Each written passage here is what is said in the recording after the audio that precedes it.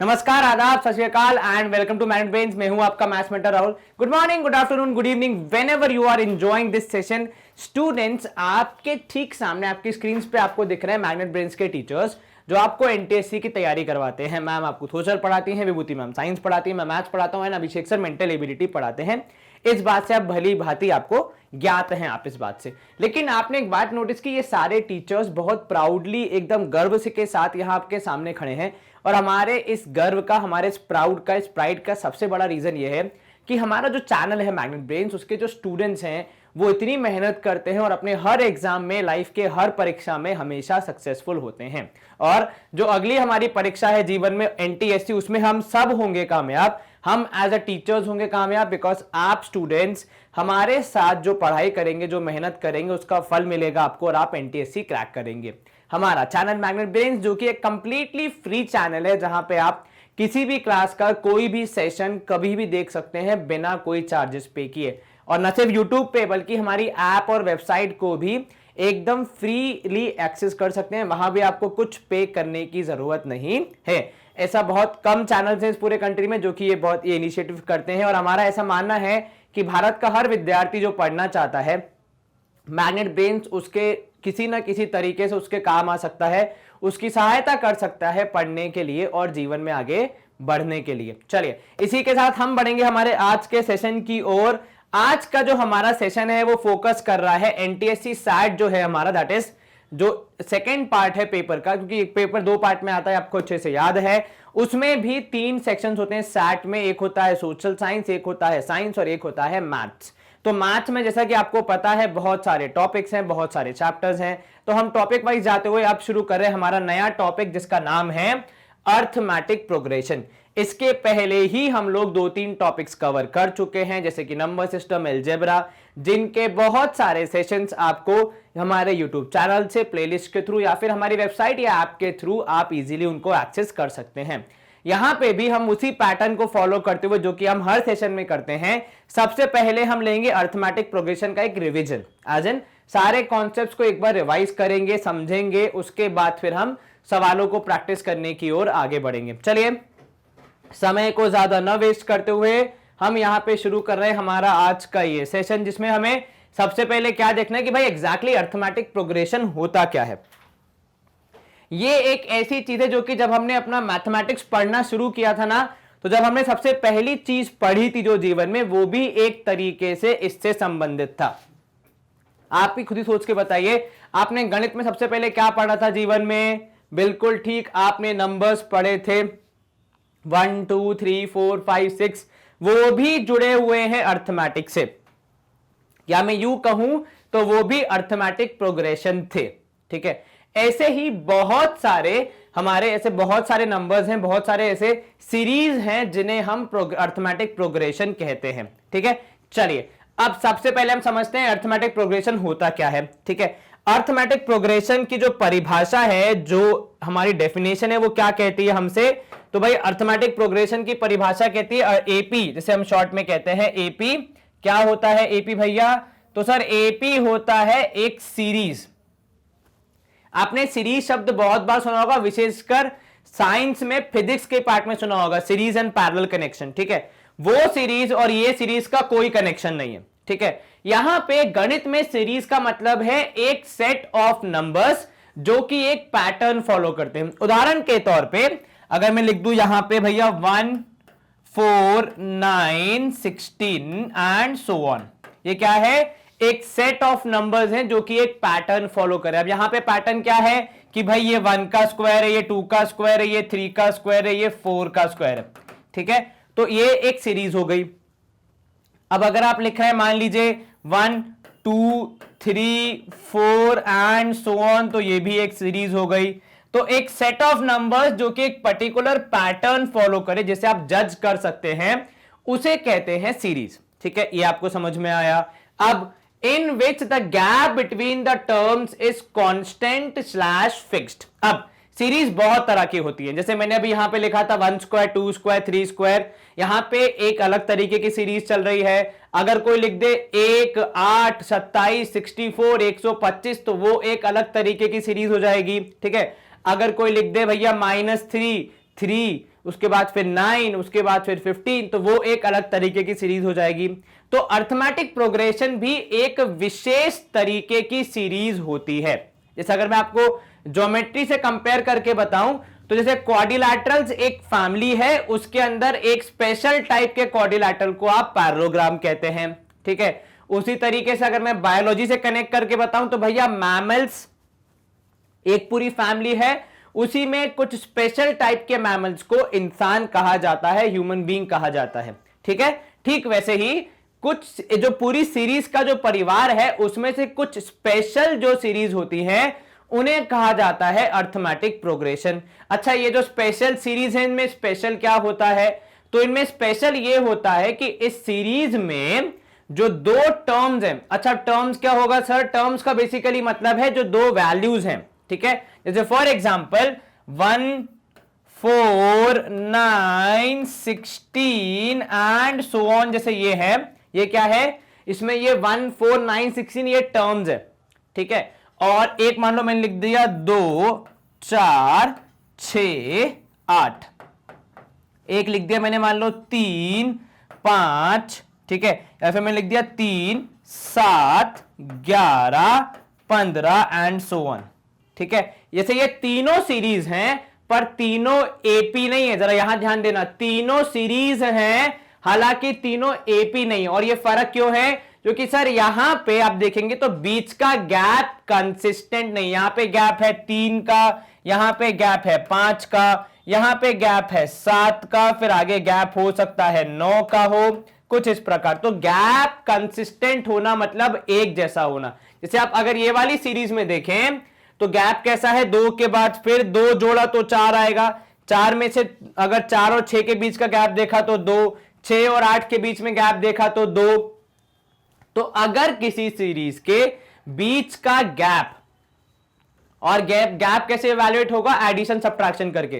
तो अगर किसी सीरीज के बीच का गैप इज कंसिस्टेंट, उसे कहा जाता है अर्थमेटिक प्रोग्रेशन, ठीक है। जैसे यहां पे है 3, 7, 11, 15, बीच का गैप कितना है सर? यहां पे 4, तो मतलब 4 और 3 7, 7 4 11, 11 4 15, 15 4 19 एंड सो ऑन, ठीक है। तो यहां पे गैप कितना है सर? 4 4 का गैप है, 4 4 4 4, इस तरीके से फ्लो हो रहा है, ठीक है।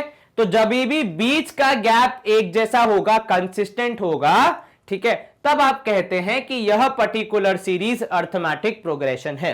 यह समझ में आया आपको? तो यहां पे अर्थमेटिक प्रोग्रेशन में पूरी कहानी किससे जज होती है? बिल्कुल ठीक, बीच के गैप से और उस गैप के कंसिस्टेंट होने से, ठीक है। अब देखो यहां पे किसी भी चीज को जब भी आप एवेल्युएट करते हैं हमेशा उसका स्टार्टिंग पॉइंट बहुत इंपॉर्टेंट होता है, ठीक है। भाई कहानी की शुरुआत कहां से हुई?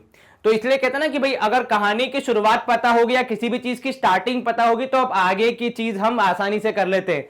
उदाहरण के तौर पे सोशल साइंस में यदि आपको स्टार्टिंग पता चल जाती है तो आप आगे का आंसर लिख लेते हैं, काफी टैलेंटेड हैं, ठीक है। वैसे ही अगर गणित में भी यही होता है, अगर आप स्टार्टिंग एक बार पकड़ लें तो फिर आपको समझ में आ जाता है, फिर सवाल अपने आप एक फ्लो में सॉल्व होते जाता है। वैसे यहां पे भी आपके लिए किसी भी एपी की स्टार्टिंग टर्म बहुत अवश्य है, बहुत इंपॉर्टेंट है। और जो दूसरी चीज जो इंपॉर्टेंट है वो होता है गैप, जिसको गणित की भाषा में कहा जाता है कॉमन डिफरेंस, ठीक है। अब देखो नाम में ही लिखा है कि वो चीज क्या करेगा। जो गैप होता है उसे आप क्या कहते हैं? कॉमन, मतलब जो सबके पास है, कॉमन। जैसे अगर आप क्रिकेट खेलते हैं तो कॉमन प्लेयर होता है, वो क्या होता है? वो दोनों टीम के पास होता है, इस टीम से भी बैटिंग करेगा, उस टीम से भी बैटिंग करेगा, ठीक है। तो ये हो जाता है कॉमन का खेल, मतलब सबके पास है। तो वैसे ही कॉमन मतलब सब जगह पे एक जैसा, और डिफरेंस मतलब क्या हो जाएगा सर? डिफरेंस मतलब हो जाएगा गैप, ठीक है। जैसे यहां पे अगर आप एग्जाम्पल में देखें तो आपको एग्जाम्पल दिया है 2, 5, 8, 11, 14 एंड सो ऑन। दूसरा एग्जाम्पल है 8, 3, -2, -7। सर ये तो नेगेटिव जा रहा है, कोई दिक्कत नहीं है। एपी में negative, positive, whole number, natural number, integer, fraction, decimal, irrational number कुछ भी हो सकते हैं, बशर्ते आपका गैप सेम होना चाहिए। एज सिंपल एज दैट, ठीक है। अगर आपने एनसीईआरटी टेक्स्ट बुक सॉल्व की है हमारे इस चैप्टर की, कक्षा 10वीं का चैप्टर नंबर 5, वहां पे आपको इरैशनल नंबर्स भी मिलते हैं जो कि एपी बनाते हैं, जो कि अर्थमेटिक प्रोग्रेशन का रूप लेते हैं। ठीक है, अब अगर आप यहां पे ध्यान दें, जो एग्जांपल हमने देखे इसमें जो पहली वैल्यू, जैसे यहां पे पहली वैल्यू क्या है 2 है, ठीक है, और यहां पे पहली वैल्यू क्या है 8 है, तो यहां पे a की वैल्यू 8 कोई पूछेगा हमसे, और यहां पे a की वैल्यू है 2। भाई हर सीरीज का या हर अर्थमेटिक प्रोग्रेशन का अपना एक a होगा और अपना एक कॉमन डिफरेंस होगा d होगा। जैसे यहां पे d कैसे निकालोगे सर, d का मतलब होता है कॉमन डिफरेंस, और उसको भी अगर मैं सामान्य भाषा में कहूं तो गैप। तो यहां पे गैप कितना है सर, 5 और 2 मतलब 3 का गैप है। कितना गैप है, 5 और 2 मतलब 3 का गैप है। यहां पे देखो गैप कितना आएगा सर, गैप निकालने के लिए यहां पे हम देखें तो 5 का है, लेकिन ये 5 गैप बढ़ नहीं रहा है, घट रहा है, 8 से 3 हो रहा है, तो आपका गैप हो जाएगा -5। सर गैप नेगेटिव भी हो सकता है क्या, बिल्कुल हो सकता है, इसमें कोई डरने वाली बात नहीं है। ठीक है, देखो यहां पे लिखा भी है are two examples with common difference 3 and -5। ठीक है, तो गैप पॉजिटिव नेगेटिव कुछ भी हो सकता है, लेकिन गैप होना चाहिए सर। लेकिन अगर हम साइन लगा देंगे तो कुछ गलत तो नहीं कर रहे, नहीं, देखो साइन ये भी दर्शाता है कि आप किस तरफ जा रहे हैं, ऊपर की ओर जा रहे हैं, इंक्रीज कर रहे हैं, या फिर नीचे की ओर जा रहे हैं, डिक्रीज कर रहे हैं। ठीक है, तो ये दोनों डिफरेंस आपको पता होने चाहिए। तो नेगेटिव साइन ये बता रहा है कि भैया ये जो एपी है ये नीचे की ओर जा रही है, मतलब 8 की जगह 3, उसकी जगह -2, फिर -7 एंड सो ऑन। ठीक है, चलिए अब यहां पे जो एक चीज हाईलाइट में करना चाहूंगा वो यहां पे है जनरल फॉर्म ऑफ एपी, मतलब किसी भी एपी को बनाया कैसे जाता है या कोई भी एपी बनती कैसे है। तो भैया a+d, a+2d, a+3d, सर ये कैसे हुआ, चलिए हम यही एग्जांपल ले लेते हैं 2, 5, 8 वाला। ठीक है, अगर आपको बोला जाए कि जरा ये 2, 5, 8 के बीच में कनेक्शन बताइए, 2, 5, 8 और 11 और 14 है ना, चलिए इनके बीच में जरा कनेक्शन दिखाते हैं। सर पहले तो 2 था, ठीक है, फिर जो 5 बना वो पक्का 2+3 करने पे बना होगा, बिल्कुल ठीक।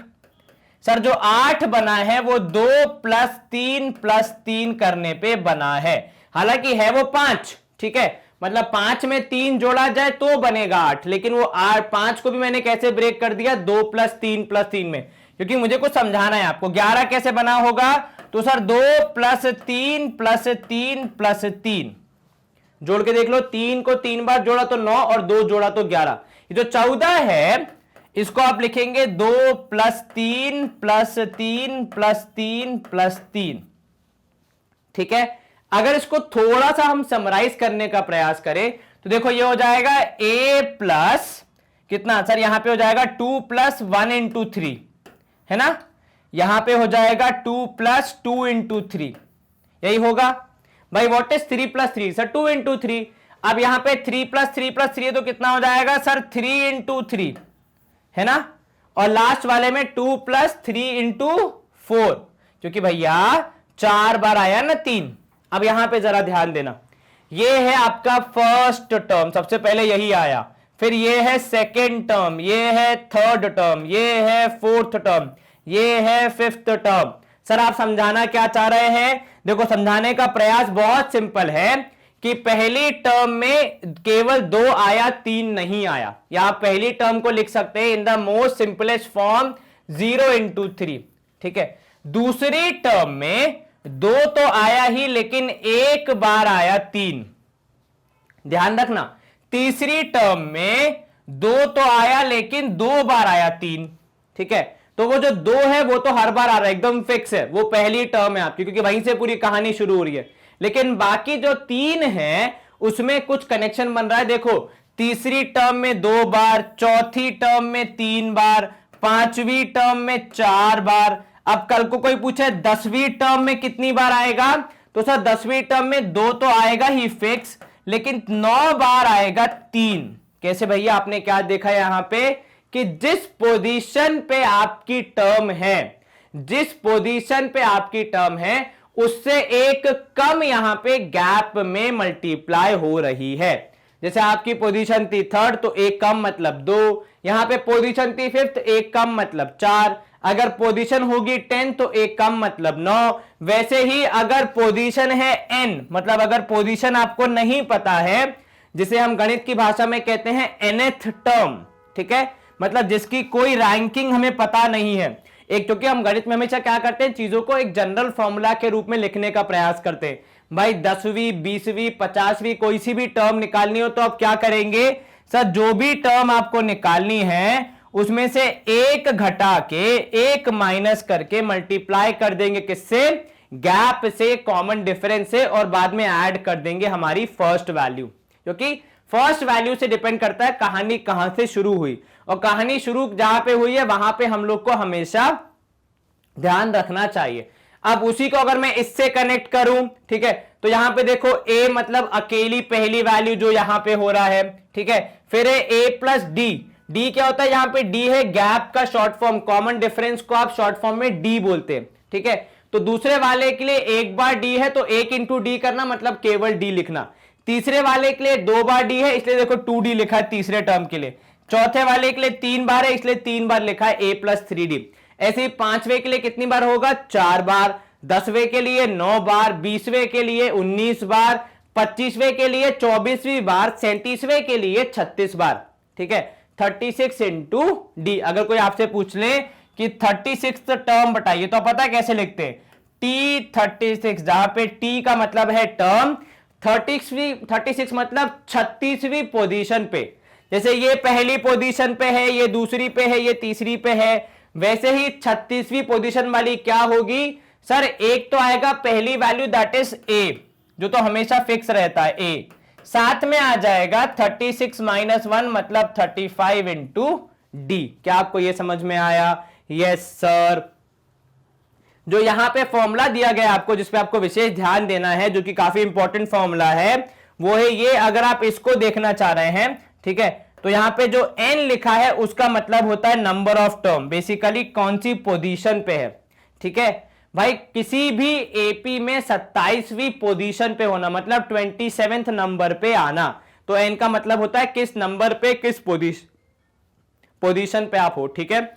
डी है कॉमन डिफरेंस, मतलब बेसिकली दो टर्म्स के बीच में गैप कितना है। क्या आपको यह समझ में आया? Yes sir. कहीं कोई शंका मन में? नहीं सर। चलिए हम करते हैं स्क्रीन को क्लियर और मूव करते हैं कुछ नए कॉन्सेप्ट्स की ओर। अब यहां पे देखो आपको एग्जांपल दिया है कि इस एपी की 3, 7, 11, 15 और आगे वाली टर्म बतानी है 10th टर्म। चलिए एक बार के लिए तो अगर कोई इंसान सोचे कि भैया 10th टर्म निकालनी है, 4 लिखी है, बस 6 और लिख के अपना आंसर बता सकता हूं, मान लिया। पर कल को आपसे सवाल में पूछा जाए भैया 24वीं टर्म बताइए, 24th टर्म बताइए, तब क्या आप 24 टर्म लिखेंगे?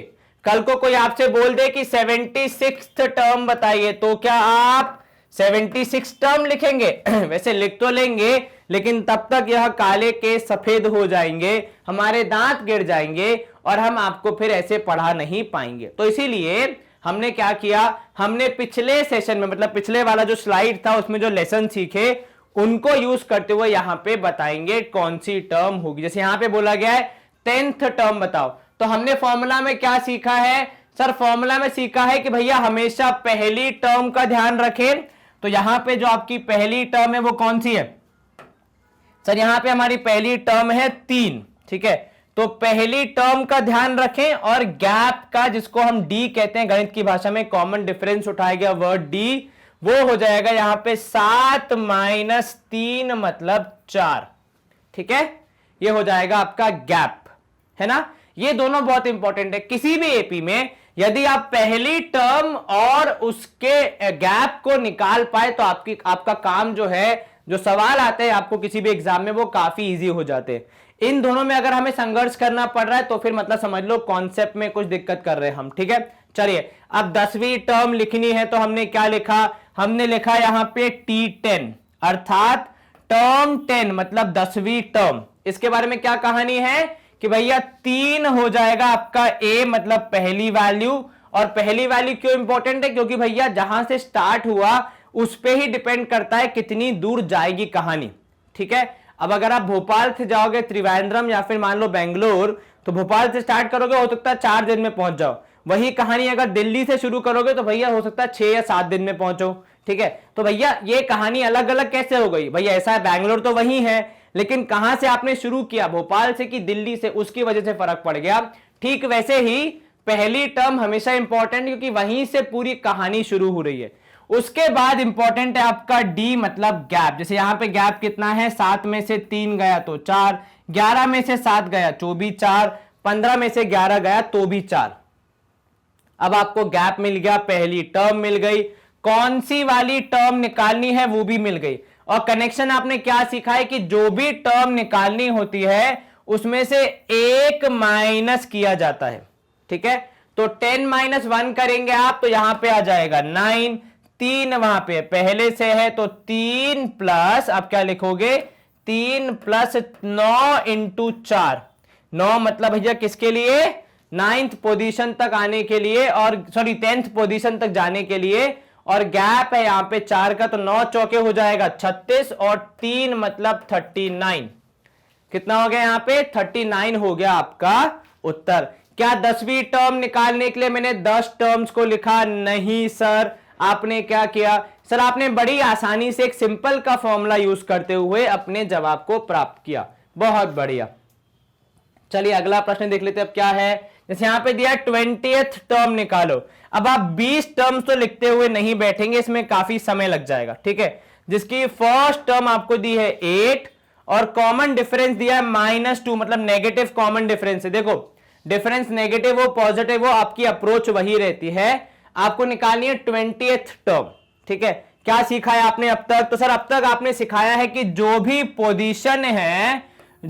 पोजीशन है उससे एक माइनस होगा, एक घट जाएगा।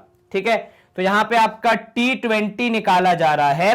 ठीक है, एक घट जाएगा तो भाई 20 - 1 होगा, 20 - 1 तो कितना हो जाएगा सर, 19। 20 - 1 हो गया 19। दोनों के बीच का गैप कॉमन डिफरेंस है -2, तो 19 × -2। लेकिन शुरू कहां से हो रहा है, सबसे बड़ी समस्या यह है, तो शुरू हो रहा है 8 से। तो भैया 8 प्लस इंटू माइनस करोगे तो माइनस हो जाएगा, 19 दूनी हो जाएगा 38। तो भैया 8 में से -38 किया तो आपका जवाब कितना आएगा, -30। क्या आएगा जवाब, -30। क्या आपको यह समझ में आया, यस सर, कहीं कोई शंका मन में, नहीं सर आसान था ये, जी हां सर बिल्कुल सिंपल कॉन्सेप्ट, बेसिक कॉन्सेप्ट। ठीक है, बाकी आप जितना हम इसको प्रैक्टिस करेंगे उतना ज्यादा हमें समझ में आएगा। चलिए अब कुछ और कॉन्सेप्ट देख लेते हैं। तो भाई अगला कॉन्सेप्ट जो हमें यहां पे देखना है वो है सम ऑफ n टर्म्स। ठीक है, मतलब यदि आपको एक एपी दी गई है, मान लीजिए जैसे कि 2, 5, 8, 11, 14 एंड सो ऑन। ठीक है, इस एपी के जितने भी ये टर्म्स है, जितने भी ये हिस्से, जितनी भी ये वैल्यूज हैं, उन्हें जोड़ना है। चलिए एक बार के लिए आप बोल दें कि भैया 2, 5, 8, 11, 14 को मैं जोड़ दूंगा, पर कोई बोल दे कि इसी एपी के, इसी पूरे यहां पे जो आपका सेट ऑफ नंबर्स चल रहा है, इसके 50 टर्म्स का सम निकालो। ठीक है, मतलब ऐसे 50 हिस्से जो इसके आगे बनेंगे, 14 के बाद 17, 17 के बाद मे बी 20, 20 के बाद 23, 23 के बाद 26, इस तरीके से जो पूरा सेट बनेगा 50 नंबर्स का, उन सबको ऐड करना है। चलो 50 नंबर तो फिर भी हो जाएंगे, थोड़ी मेहनत लगेगी, मतलब दिल को दर्द होगा, लेकिन फिर भी काम हो जाएगा। कोई बोल दे 70, 100, 150, 200 टर्म्स को ऐड करना है, तो शायद मेरे हाथ से ये पेन गिर जाएगा, मुझे चक्कर आ जाएंगे कि आप क्या बोल रहे हो, इतना सारा कौन करेगा। इसीलिए यहां पे भी मैथमेटिशियन ने एक सिंपल फॉर्मूला निकाला है, बड़ी जद्दोजहद से निकाला है, पर निकाला है और ट्राई किया कि किस तरीके से सारी टर्म्स को ऐड कर दिया जाए बिना एक्चुअली ऐड किए। ठीक है, जिसमें हम यूज करते हैं एक बेहद ही आसान फॉर्मूला जो कहता है SN, बेसिकली S का मतलब है यहां पे सम। ठीक है, तो सम ऑफ n टर्म्स, अब देखो कितनी टर्म्स है उससे फर्क पड़ता है। ठीक है, और एक बात का हमेशा ध्यान रखना, ये जो सम होगा ना हमेशा पहली टर्म से होगा। मान लो कल को आपके पास एपी आती है 2, एपी आती है आपके पास, मान लो कि भैया 2, 1 मिनट दे रहे हैं, देखो 2 नहीं दे पा रहा है ये पेन हमें इंक। चलिए तो जैसे फॉर एग्जांपल 2, 5, 8, उसके बाद फिर 11, उसके बाद फिर आप करेंगे 14। तो अब कल को आप बोलते हैं मुझे 5 से लेकर 14 तक के नंबर्स का एडिशन चाहिए, तब तो आपको जोड़ना पड़ेगा, क्योंकि तब आप किसी को छोड़ रहे हैं, किसी को नहीं छोड़ रहे, ऑब्वियसली गलत बात है। तो आप क्या करेंगे सर, इस केस में जब भी आप इस फॉर्मूले का प्रयोग करते हैं तो पहला नियम यही है कि आप हमेशा स्टार्टिंग से गिनेंगे, ठीक है। दूसरी चीज, फॉर्मूला क्या कहता है कि भैया एस एन मतलब sum of N terms, sum of N का मतलब यहां पे पोजीशन कितनी चाहिए, 2 टर्म्स, 10 टर्म, 50 टर्म, 100 टर्म, उसके हिसाब से आपका फॉर्मूला में वैल्यूज पुट होती है। जैसे यहां पे देखो क्या हो रहा है, फॉर्मूला है n/2, ठीक है। मान लो आपने 50 टर्म बोली तो 50/2, ठीक है। साथ में होगा plus bracket 2a plus n-1 into D. यहां पे कुछ भी अननोन नहीं है। a का मतलब पहली वैल्यू, 2a मतलब 2 बार मल्टीप्लाई करना, n-1 मतलब देखो n-1 की परंपरा पुरानी है। कब से पुरानी है? जब से आप किसी भी एपी का कोई भी टर्म निकालना चाहते हैं तब से, ठीक है। और यहां पे n-1 मतलब भैया कितनी बार कितने टर्म्स का निकालना है, उसमें से एक कम कर दिया जाए, इनटू कर देंगे आप कॉमन डिफरेंस मतलब जो गैप है।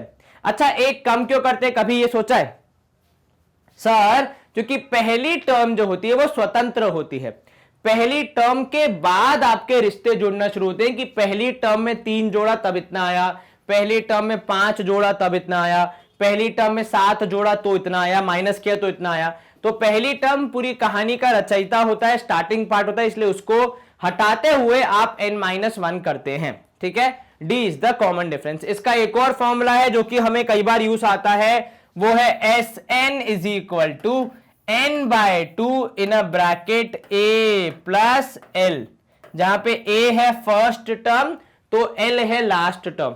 कई बार आपको l मतलब लास्ट टर्म बता दी जाती है, यदि बताई गई है तो उस केस में आप आसानी से उसका यूज करते हुए भी अपने समस्या का समाधान निकाल सकते हैं। चलिए, जैसे यहां पे आपको सवाल क्या दिया गया है, एक एपी के 10 टर्म्स का आपको क्या निकालना है, सम निकालना है। देखो 10 टर्म का सम निकालना है। क्या मुझे एक्चुअली इस एपी के 10 टर्म को लिख के उन सबको ऐड करके सॉल्व करना पड़ेगा? एक्चुअली नहीं, हम पहले जानकारी निकालेंगे। तो भैया हमारे हिसाब से n की वैल्यू है कितनी, 10, ठीक है। a की वैल्यू मतलब जहां से पूरी कहानी शुरू हो रही है वो है 12, और d की वैल्यू है 12, मतलब d की वैल्यू मतलब गैप जो निकलता है दोनों को माइनस करने पे। अब चाहे आप मेंटली करें या लिख के करें, आपको n मिल गया, आपको a मिल गया, आपको d मिल गया। अब आप क्या करोगे, आप करोगे सम निकालने की पूरी पद्धति स्टार्ट। अब क्या है वो भैया नियम, वो पद्धति, तो Sn मतलब सम ऑफ n टर्म्स हो जाएगा कितना, n/2 2a plus n-1 into D.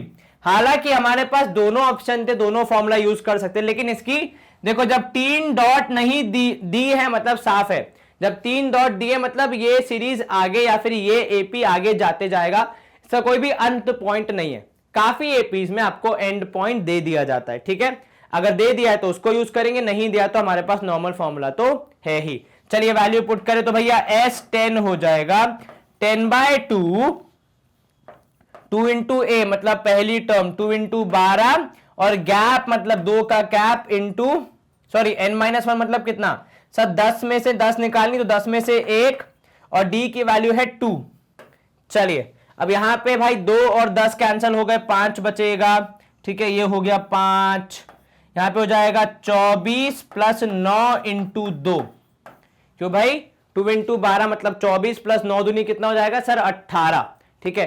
तो 24 और 18 को यहां पे ऐड करना है, फिर 5 से मल्टीप्लाई करना है, तो यहां Sn हो जाएगा 5 इंटू 24 और 10 कितना हो जाएगा सर, 24 और 10 हो जाएगा 34, 34 और 8 हो जाएगा 42। तो Sn कितना आएगा, सम कितना आ जाएगा सर, 5 2 10, एक कैरी, 5 चौके 20, 1 21, 210 आ जाएगा सम, जो कि इनका भी आ रहा है। क्या आपको ये समझ में आया? यस सर, कहीं कोई शंका मन में नहीं सर। चलिए इसी के साथ हम करेंगे यहां पे स्क्रीन की सफाई और देखते हैं अगला पड़ाव क्या है मेरे भाई। अब अगला पड़ाव है हमारे लिए कुछ और प्रश्न यहां पे आपको दिख रहे होंगे स्क्रीन पे, कुछ और कॉन्सेप्ट माफ कीजिएगा आपको दिख रहे होंगे स्क्रीन पे, जो कि बहुत जरूरी है जब भी हम कोई सवाल सॉल्व करेंगे। तो यदि आपको ये कॉन्सेप्ट पता होंगे थोड़े ब्रीफ में, तो आप जल्दी समय का कम उपयोग करते हुए आसानी से सवाल को सॉल्व कर पाएंगे। जैसे यहां पे देख लीजिए क्या बोल रहे हैं आपसे, in an AP first and last term and the number of terms are given, then Sn equal to a plus l/2 into number of terms. ये मैंने आपको भी बताया था कि जब आपको first and last term given हो, मतलब पहली और आखिरी टर्म यदि आपको गिवन हो, दी गई हो, तो आप कैसे निकालते हैं कि भाई उनका सम क्या होगा। ठीक है, तो एक तरीका तो है आपको पूरी एपी पता होनी चाहिए, कॉमन डिफरेंस पता होना चाहिए, नंबर ऑफ टर्म पता होना चाहिए, पहली वैल्यू पता होनी चाहिए, उसके बाद आप फॉर्मूला रख के, जो हम पिछले स्लाइड में देख रहे थे, फॉर्मूला रख के अपना जवाब निकाल सकते। दूसरा तरीका, यदि आपको केवल पहली और आखिरी टर्म पता हो तब भी आप सम ऑफ टर्म्स निकाल सकते हैं, सम ऑफ जितना भी एपी था वो निकाल सकते हैं, जिसका फॉर्मूला होता है एस एन। ठीक है, मैं एक बार रिपीट कर दूं तो भैया S N equal to N by two. Sir लेकिन यहां पे तो a plus L by two लिखा, आप देखो जो 2 है वो डिवीजन में है, चाहे आप उसको यहां लिखो या फिर चेंज करके आप उसको यहां लिख दो, बात बराबर ही है ना, दोनों में से कोई एक डिवाइड बाय 2 तो हो ही रहा है। ठीक है, तो n by two into multiplied by what, multiplied by a plus L, that is first plus last term. a यहां पे यूज किया गया है पहली टर्म के लिए, l यूज किया गया है लास्ट टर्म को बताने के लिए। ठीक है, चलिए यहां पे देखिए एग्जाम्पल भी आपको दिया है, देखो जो मैं बात बोल रहा था कि a is first term and l is last term. अब देखो यहां पे आपको एग्जाम्पल क्या दिया गया है, sum of 9 terms of N AP, एक एपी है जिसके 9 टर्म्स का आपको सम निकालना है। ठीक है, अगर मैं हाईलाइट करूं तो एपी के 9 टर्म्स का सम निकालना है, जिसकी पहली और लास्ट टर्म आपको दी है 1 और 17। आपको कॉमन डिफरेंस नहीं दिया गया है, आपको यह भी नहीं दिया गया है कि भैया कि n-1 वगैरह क्या होगा, आपको क्या दिया गया है, पहली टर्म, आखिरी term and number of terms जो कि है 9। तो आपने यहां पे लिखा भाई n a इक्वल टू 1। ठीक है, क्या लिखा आपने, a इक्वल टू 1, फिर l इक्वल टू 1 और नंबर ऑफ टर्म्स है 9। क्या क्या जानकारी मिल गई आपको, पहली term that is a is equal to 1, last term मतलब l इज इक्वल टू 17। अब अगर आपको सम ऑफ n टर्म्स निकालना है तो sn is equal to 1 plus 17 by 2 into 9, that is पहली और आखिरी टर्म को आप जोड़ देंगे, जो हमने लिखा है a प्लस एल और n बाय 2, या तो 9 बाय 2 लिखो, इंटू लिख दो आप 18, या फिर 7 प्लस 1 18 बाय 2 लिखो, इंटू लिख दो 9, बात बराबर ही होगी। 18 इंटू 2, 18 अपॉन 2 इंटू 9 करोगे तब भी 81 आएगा, 9 बाय 2 इंटू 18 करोगे तब भी 81 आएगा, क्योंकि 2 और यहां पे 18 कैंसल तो 9, 9 9 81। ठीक है, वेरी क्लियर, यहां पे भी वही था। तो लिखने का तरीका अलग अलग हो सकता है, लेकिन फॉर्मूला का मीनिंग सेम ही है, फॉर्मूला का अप्रोच वही है कि पहली और आखिरी टर्म को जोड़ दीजिए, उसके बाद नंबर ऑफ टर्म से मल्टीप्लाई करके डिवाइड बाय 2 कर दीजिए, बस वो डिवाइड बाय 2 चाहे तो आप यहां इसके नीचे लिखें या फिर n के नीचे लिखें, बात बराबर ही है। हाँ, मुझे ऐसा लगता है कि जो n by 2 into a plus L है वो लिखना थोड़ा सा मेरे को ज्यादा बेटर लगता है, क्योंकि जो हमारा पहले वाला फॉर्मूला, लाइक नॉर्मल जो फॉर्मूला है उसमें भी n बाय 2 लिखा जाता है, तो कनेक्शन बन जाता है एक। चलिए अब यहां पे देखो कुछ इंपॉर्टेंट नोट दिए हैं। सबसे पहला, यदि किसी एपी की 3 टर्म्स हैं तो बीच वाली टर्म को यदि आप डबल करेंगे तो वो पहली और तीसरी टर्म को जोड़ने के बराबर आएगा। बहुत इंपॉर्टेंट स्टेटमेंट की, यदि आप बीच वाली टर्म का डबल करेंगे तो वो पहली और आखिरी टर्म को जोड़ने के बराबर आएगा, मतलब पहली और तीसरी।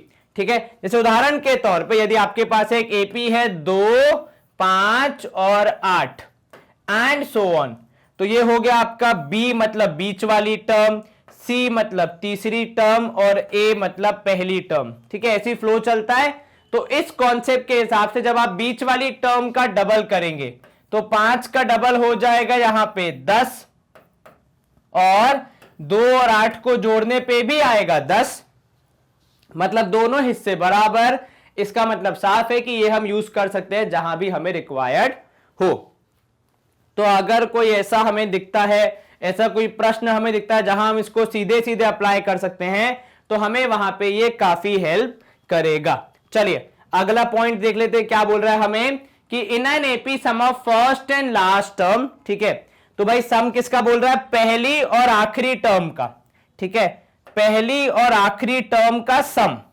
ठीक है, अब देखो यहां पे ये जो लिखा है पहली और आखिरी टर्म का सम, एंड यहां पे जो है सम ऑफ n टर्म्स, उन दोनों में डिफरेंस है।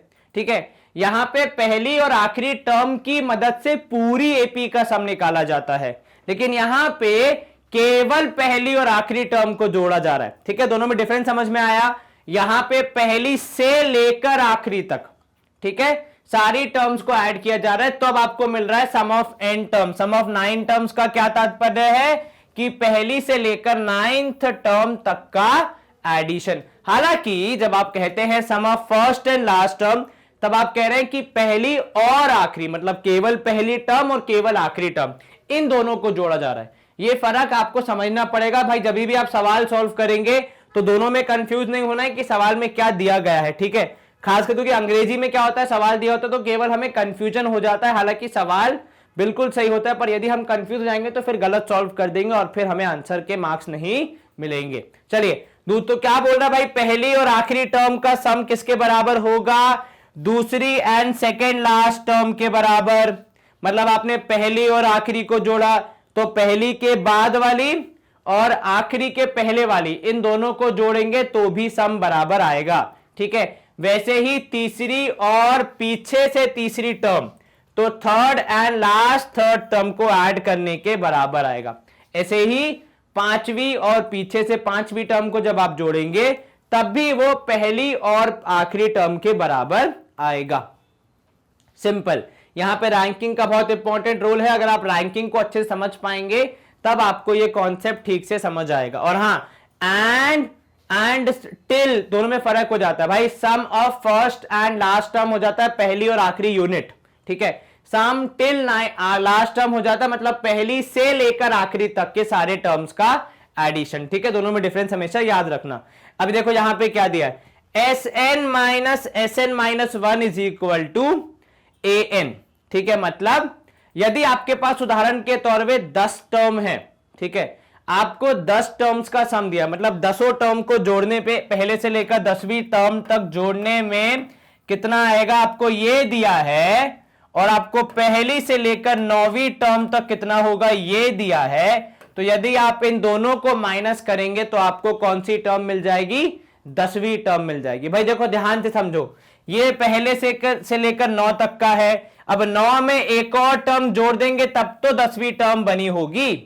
ठीक है, तो इसीलिए भाई क्या जोड़ा आपने 9th टर्म में, तो जो 10वीं टर्म भी जुड़ गई भाई, 10th टर्म जोड़ दिया। ठीक है, तो 9 टर्म्स तक के सम में क्या जोड़ा गया कि 10 टर्म्स तक का सम बन गया। भाई 9 टर्म्स का था, आपने एक और नई टर्म उसमें ऐड कर दी तो वो 10 टर्म्स का बन गया। तो ये नई जो आपने ऐड की वो कौन सी पोजीशन की थी, तो भाई वो 10th पोजीशन की थी। वैसे जैसे यहां पे लिखा है कि n और n-1 का जब आप सम माइनस करेंगे तो आपको nth मतलब सबसे बड़ी वाली जो यहां पे इन दोनों में से टर्म होगी वो मिलेगी।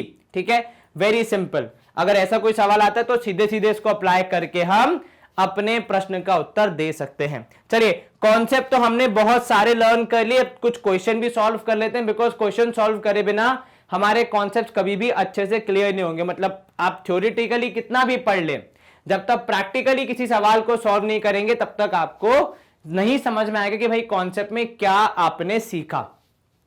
चलिए शुरू करते हैं। तो यहां पे आ गया हमारा पहला सवाल जो कि है एग्जाम्पल नंबर 1। सबसे पहले सवाल को हम अच्छे से पढ़ेंगे और क्या क्या हमें दिया है उसको हम हाईलाइट करने का प्रयास करेंगे।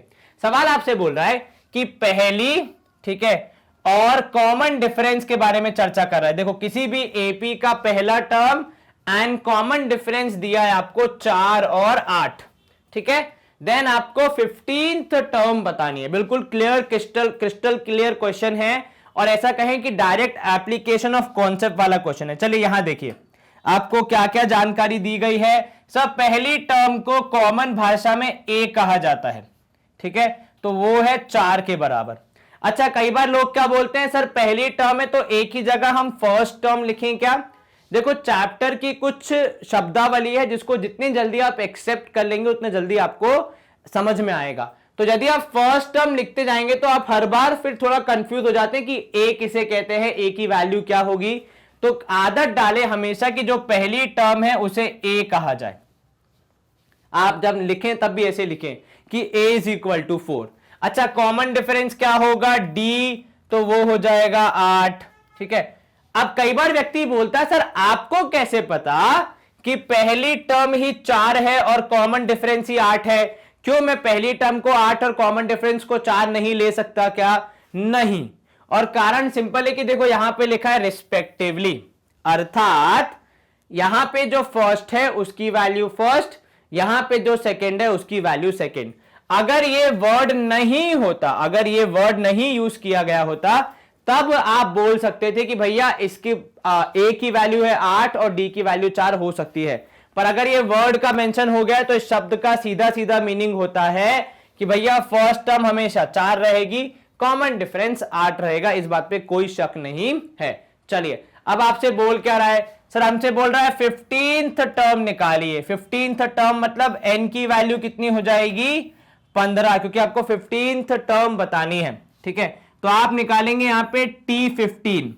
काफी किताबों में इसे A15 भी लिखा जाता है, जिसका मतलब साफ है टर्म 15 या फिर A से 15वीं रैंक पे होने वाला नंबर, वही 15वीं रैंक या फिर 15th पोजीशन। फॉर्मूला क्या है? तो सर सबसे पहले यदि हम फॉर्मूला लिखें तो an या tn जो भी आप लिखते हैं, जिसको भी आप यूज करते हैं, उसका फॉर्मूला होता है a plus n-1 into D. ठीक है, जहां पे a आपको दिया है, तो यहां पे अगर आपको 15th टर्म निकालनी है तो a 15 या फिर t 15 हो जाएगा किसके बराबर? तो सर a की वैल्यू है 4, यहां पे हो जाएगा n-1 मतलब 15 माइनस 1 और d की वैल्यू हो जाएगी 8। ठीक है, तो a की वैल्यू 4, n-1 मतलब 15 माइनस 1 और d की वैल्यू 8, तो ये हो जाएगा 4 प्लस 15 में से 1 गया तो 14 बचेगा और इंटू हो जाएगा 8। चलिए तो 4 प्लस यहां पे आप करेंगे 14 इंटू 8 करना भैया, कितना हो जाएगा? हम ऊपर लिख देते भाई 14 इंटू 8 करेंगे तो सर 14 इंटू 8, 8 4 जा 32, 2 यहां 3 ऊपर, 4 1 8 1 जा 8 9 10 11 112 और 4 और जोड़ना है तो 12 और 4 हो जाएगा 116 हमारा अंतिम उत्तर। तो उसका जवाब कितना आएगा? 116। अब यदि आप ध्यान से देखें ना तो एक जवाब है 115, तो यदि आपसे हल्की सी भी चूक हो गई, यहां पे आपने थोड़ी सी भी मिस्टेक कर दी अपने सवाल के सॉल्विंग में, तो आपका जवाब गलत हो जाएगा। हमारा जवाब क्या आया? 116। लेकिन हमारा जवाब अकेले कहां कुछ कर पाएगा, जब तक आदरणीय सफेद स्क्रीन वाले, सफेद दाढ़ी वाले कंप्यूटर जी कुछ नहीं कहेंगे तब तक हम आगे नहीं बढ़ सकते। भाई कंप्यूटर जी का जवाब भी है ऑप्शन ए 116, हमारा जवाब भी है 116, मतलब यहां पे हम कर सकते हैं स्क्रीन को क्लियर और मूव करेंगे अगले प्रश्न की ओर। अब सेकंड एग्जांपल है, क्योंकि बहुत सारे टाइप ऑफ क्वेश्चंस होंगे तो हम मैक्सिमम एग्जांपल्स आपको देना चाह रहे हैं। सेकंड एग्जांपल है आपका कि यदि first term and last term of an AP are 3 and 153। चलिए अब की बार क्या बोल रहा है भाई? पहली टर्म और लास्ट टर्म किसी एपी की क्या है? 3 और 153। चलिए बहुत बढ़िया। Respectively if the sum of all terms, देखो ऑल टर्म्स मतलब उसने सम बता दिया। सम कितना बोला उसने? सम है 2 4 1 8। आपको बताने हैं नंबर ऑफ टर्म्स। ठीक है, आपको क्या बताने हैं? तो भैया फाइंड नंबर ऑफ टर्म्स। अब देखो कितना ही सवाल बनाने वाला चतुर व्यक्ति है कि उसने सीधे सीधे आपसे सम नहीं पूछा है, बल्कि सम दे के नंबर ऑफ टर्म्स पूछ लिया। तो देखो किसी भी एग्जाम में हमेशा या कभी भी सीधे सीधे सवाल नहीं आते कि भाई ये बता, ये पता, ये पता, चलो ये बता दो। उन्हें भी पता है कि ये बेसिक चीजें हैं, यहां फॉर्मूला अप्लाई करना है तो इंसान आसानी से कर लेगा। तो इस तरीके से वो घुमा फिरा के थोड़ा सा चीजें पूछते हैं, जिसमें आपका कॉन्सेप्ट भी चेक हो गया, कौन सा फॉर्मूला यूज करना है वो भी चेक हो गया, और आपका मैथमेटिकल सॉल्विंग स्किल्स भी चेक हो जाती हैं। चलिए तो सबसे पहले यहां पे हम लिखेंगे a की वैल्यू कितनी है? तो भाई a की वैल्यू है 3। d की वैल्यू कितनी है सर? वो पता नहीं है। l की वैल्यू पता है क्या? यस सर, तो l की वैल्यू है 153। सम निकालने के दो फॉर्मूले, हालांकि यहाँ पे सम भी दिया तो हम लिख देते हैं sn, और sn लिख रहे हैं क्योंकि हमें नहीं पता कितने टर्म्स का सम है। ठीक है, तो 2418 है यहां पे sn। अब यहां पे ध्यान देना क्या कहा जा रहा है आपसे? sn जो है हमारा उसके दो फॉर्मूले हैं। एक फॉर्मूला कहता है sn equal to n/2 2a plus n-1 into D. क्या इस फॉर्मूला को अप्लाई करने की हमारे पास क्षमता है, अर्थात क्या हमारे पास वैल्यूज हैं? सर आपको n नहीं पता, d नहीं पता, तो एक ही इक्वेशन में दो दो चीजें ना पता होना मतलब सवाल सॉल्व नहीं हो पाएगा, तो ये वाली इक्वेशन हो जाती है कैंसल। ठीक है, दूसरी जो इक्वेशन है जो हमने सीखी है सम निकालने के लिए, जो फॉर्मूला है वो कहता है Sn इक्वल टू n/2 और ब्रैकेट में हो जाएगा a प्लस l, मतलब पहली और आखिरी टर्म का एडिशन। चलिए Sn यहां पे आप लिखेंगे 2418 क्योंकि यही वैल्यू है। n की वैल्यू आपको पता नहीं है तो as it is divide by 2। अब a प्लस l हो जाएगा, a की वैल्यू 3 और l की वैल्यू मतलब लास्ट टर्म की वैल्यू है 153। ठीक है, अब 153 और 3 को जोड़ेंगे तो आपका जवाब आएगा 156। तो आपका जवाब यहां पे हो जाता है 2418 इक्वल टू n/2 इंटू कितना 156। चलिए तो यहां पे 2, यहां पे हो जाएगा 7, यहां पे हो जाएगा डिवाइड करने पे 7 8 2 8 16 है ना, तो ये कितना हो गया 78 हो गया। अब 78 जो यहां पे है वो जब साइड चेंज करेगा तो भैया 2418 इज गोइंग टू डिवाइड 78, तो आपको मिलेगी n की वैल्यू। ठीक है, 2 7 14 था, कैंसिल। अब देखो यहां पे आपके जो ऑप्शन है, ठीक है, 28 31 34 30, मुझे क्या करना है, मुझे 24818 को 78 से डिवाइड करना है। मैं यहां पे थोड़ा सा स्मार्ट वर्क करने वाला हूं, मैं डिवाइड नहीं करने वाला हूं बल्कि मैं यहां पे मेरे ऑप्शंस का यूज करके बताने वाला हूं जवाब क्या होगा। देखो अगर आपका जवाब होगा 28 तो उसका क्या तात्पर्य है? सर उसका तात्पर्य है कि 78 में 28 मल्टीप्लाई करेंगे तो 2418 आना चाहिए। बिल्कुल ठीक, तभी तो n की वैल्यू आ रही है 28। अगर वो मल्टीप्लाई करने पे आ रहा है तभी तो कैंसिल हो रहा है, वरना कैंसिल नहीं होता। या आप ऐसे भी समझें कि भैया n इंटू 78 करने पे आना चाहिए 2418। ठीक है, तो इनमें से ऐसी कौन सी वैल्यू है जिसे एक्चुअली मल्टीप्लाई करने पे 2418 आएगा? और मैं पूरा मल्टीप्लीकेशन करूंगा भी नहीं, मैं क्या करूंगा, जैसे मैंने लगा पहला ऑप्शन 28 तो मैं इसकी लास्ट टर्म और इसकी लास्ट टर्म को मल्टीप्लाई करके देख लूंगा। 8 और 8 मल्टीप्लाई करने पे आता है 64, मतलब लास्ट में आता है 4। यहां लास्ट में क्या आ रहा है 8 आ रहा है, मतलब ये जवाब नहीं हो सकता। तो मैंने 28 को कर दिया लाल रंग से मार्क कि आप जवाब नहीं हो सकते। 31 78 इंटू 31 करोगे तो 8 1 8, लास्ट में 8 आ रहा है, मतलब ये आंसर हो सकता है। 34 यदि आप रखते हो तो 8 चौके 32, लास्ट में आ रहा है 2, जबकि यहां पे लास्ट में आ रहा है 8, तो नहीं हो सकता। 30 इंटू 78 करेंगे तो लास्ट में आएगा 0, क्योंकि 8 इंटू 0 करने पे आता है 0, पर यहां पे लास्ट में क्या आना चाहिए 2418, मतलब 8 आना चाहिए, तो ये जवाब भी हो जाता है रिजेक्ट। तो कुल मिला के वो क्या कट जोड़ के काट पीट के ऑप्शन बी 31 हमारा जवाब आ रहा है। मैंने एक्चुअल मल्टीप्लिकेशन नहीं किया, लेकिन सर आपने इतनी मेहनत किया। देखो मैंने क्योंकि मुझे एक्सप्लेन करना था इसलिए इतनी मेहनत की। जब आप इसको रोज प्रैक्टिस करेंगे, मतलब बिना मल्टीप्लाई करे भी अपना जवाब लाने का ट्रिक समझ लेंगे, तो फिर आपको इतना समय नहीं लगेगा। ठीक है, अब आप चाहें तो एक बार 78 इंटू 31 करके चेक भी कर सकते हैं, आंसर 2418 ही आएगा, गारंटी। ठीक है, चलिए ऑप्शन बी 31 हमारा आंसर है। एक बार कंप्यूटर जी से और पूछ लेते हैं भैया, क्योंकि ये जनाब हाँ नहीं बोलेंगे तो हम आगे कैसे बढ़ेंगे। तो कंप्यूटर जी का जवाब भी है ऑप्शन बी 31, मतलब यहां पे हम कर सकते हैं सफाई। और अगला प्रश्न देखो मेरे भाई, चलिए अगला प्रश्न क्या है आपका, if the first is the sum of first 5 terms of N AP. देखो पहली 5 टर्म्स किसी एपी की, उनका सम है, sum is equal to sum of first 6 terms. इसका क्या मतलब है सर, इसको हम मैथमेटिकली अगर थोड़ा शॉर्ट में लिखें तो सम ऑफ फर्स्ट 5 टर्म्स, ठीक है, sum of first 5 terms is equal to sum of first 6 terms. ठीक है, अब यहां पे देखना थोड़ा सा लॉजिक और थोड़ा सा मैथमेटिकल कैलकुलेशन। पहले हम बात करते हैं लॉजिक की। पहली 5 टर्म थी उनका सम निकाला, ठीक है, जो भी पहली 5 टर्म थी उनका सम निकाला। पहली 6 टर्म थी उनका भी सम निकाला, परंतु दोनों बराबर आ गए। ठीक है, मतलब अगर पहली 5 टर्म थी ए बी सी डी ई, ठीक है, और पहली 6 टर्म थी ए बी सी डी ई और एफ, ठीक है। तो अब जब आप कह रहे हैं दोनों बराबर हैं, तो मतलब एफ को जोड़ने के बाद भी, एफ को ऐड करने के बाद भी पांचवी टर्म में या 5 टर्म के सम में कोई फर्क नहीं पड़ा।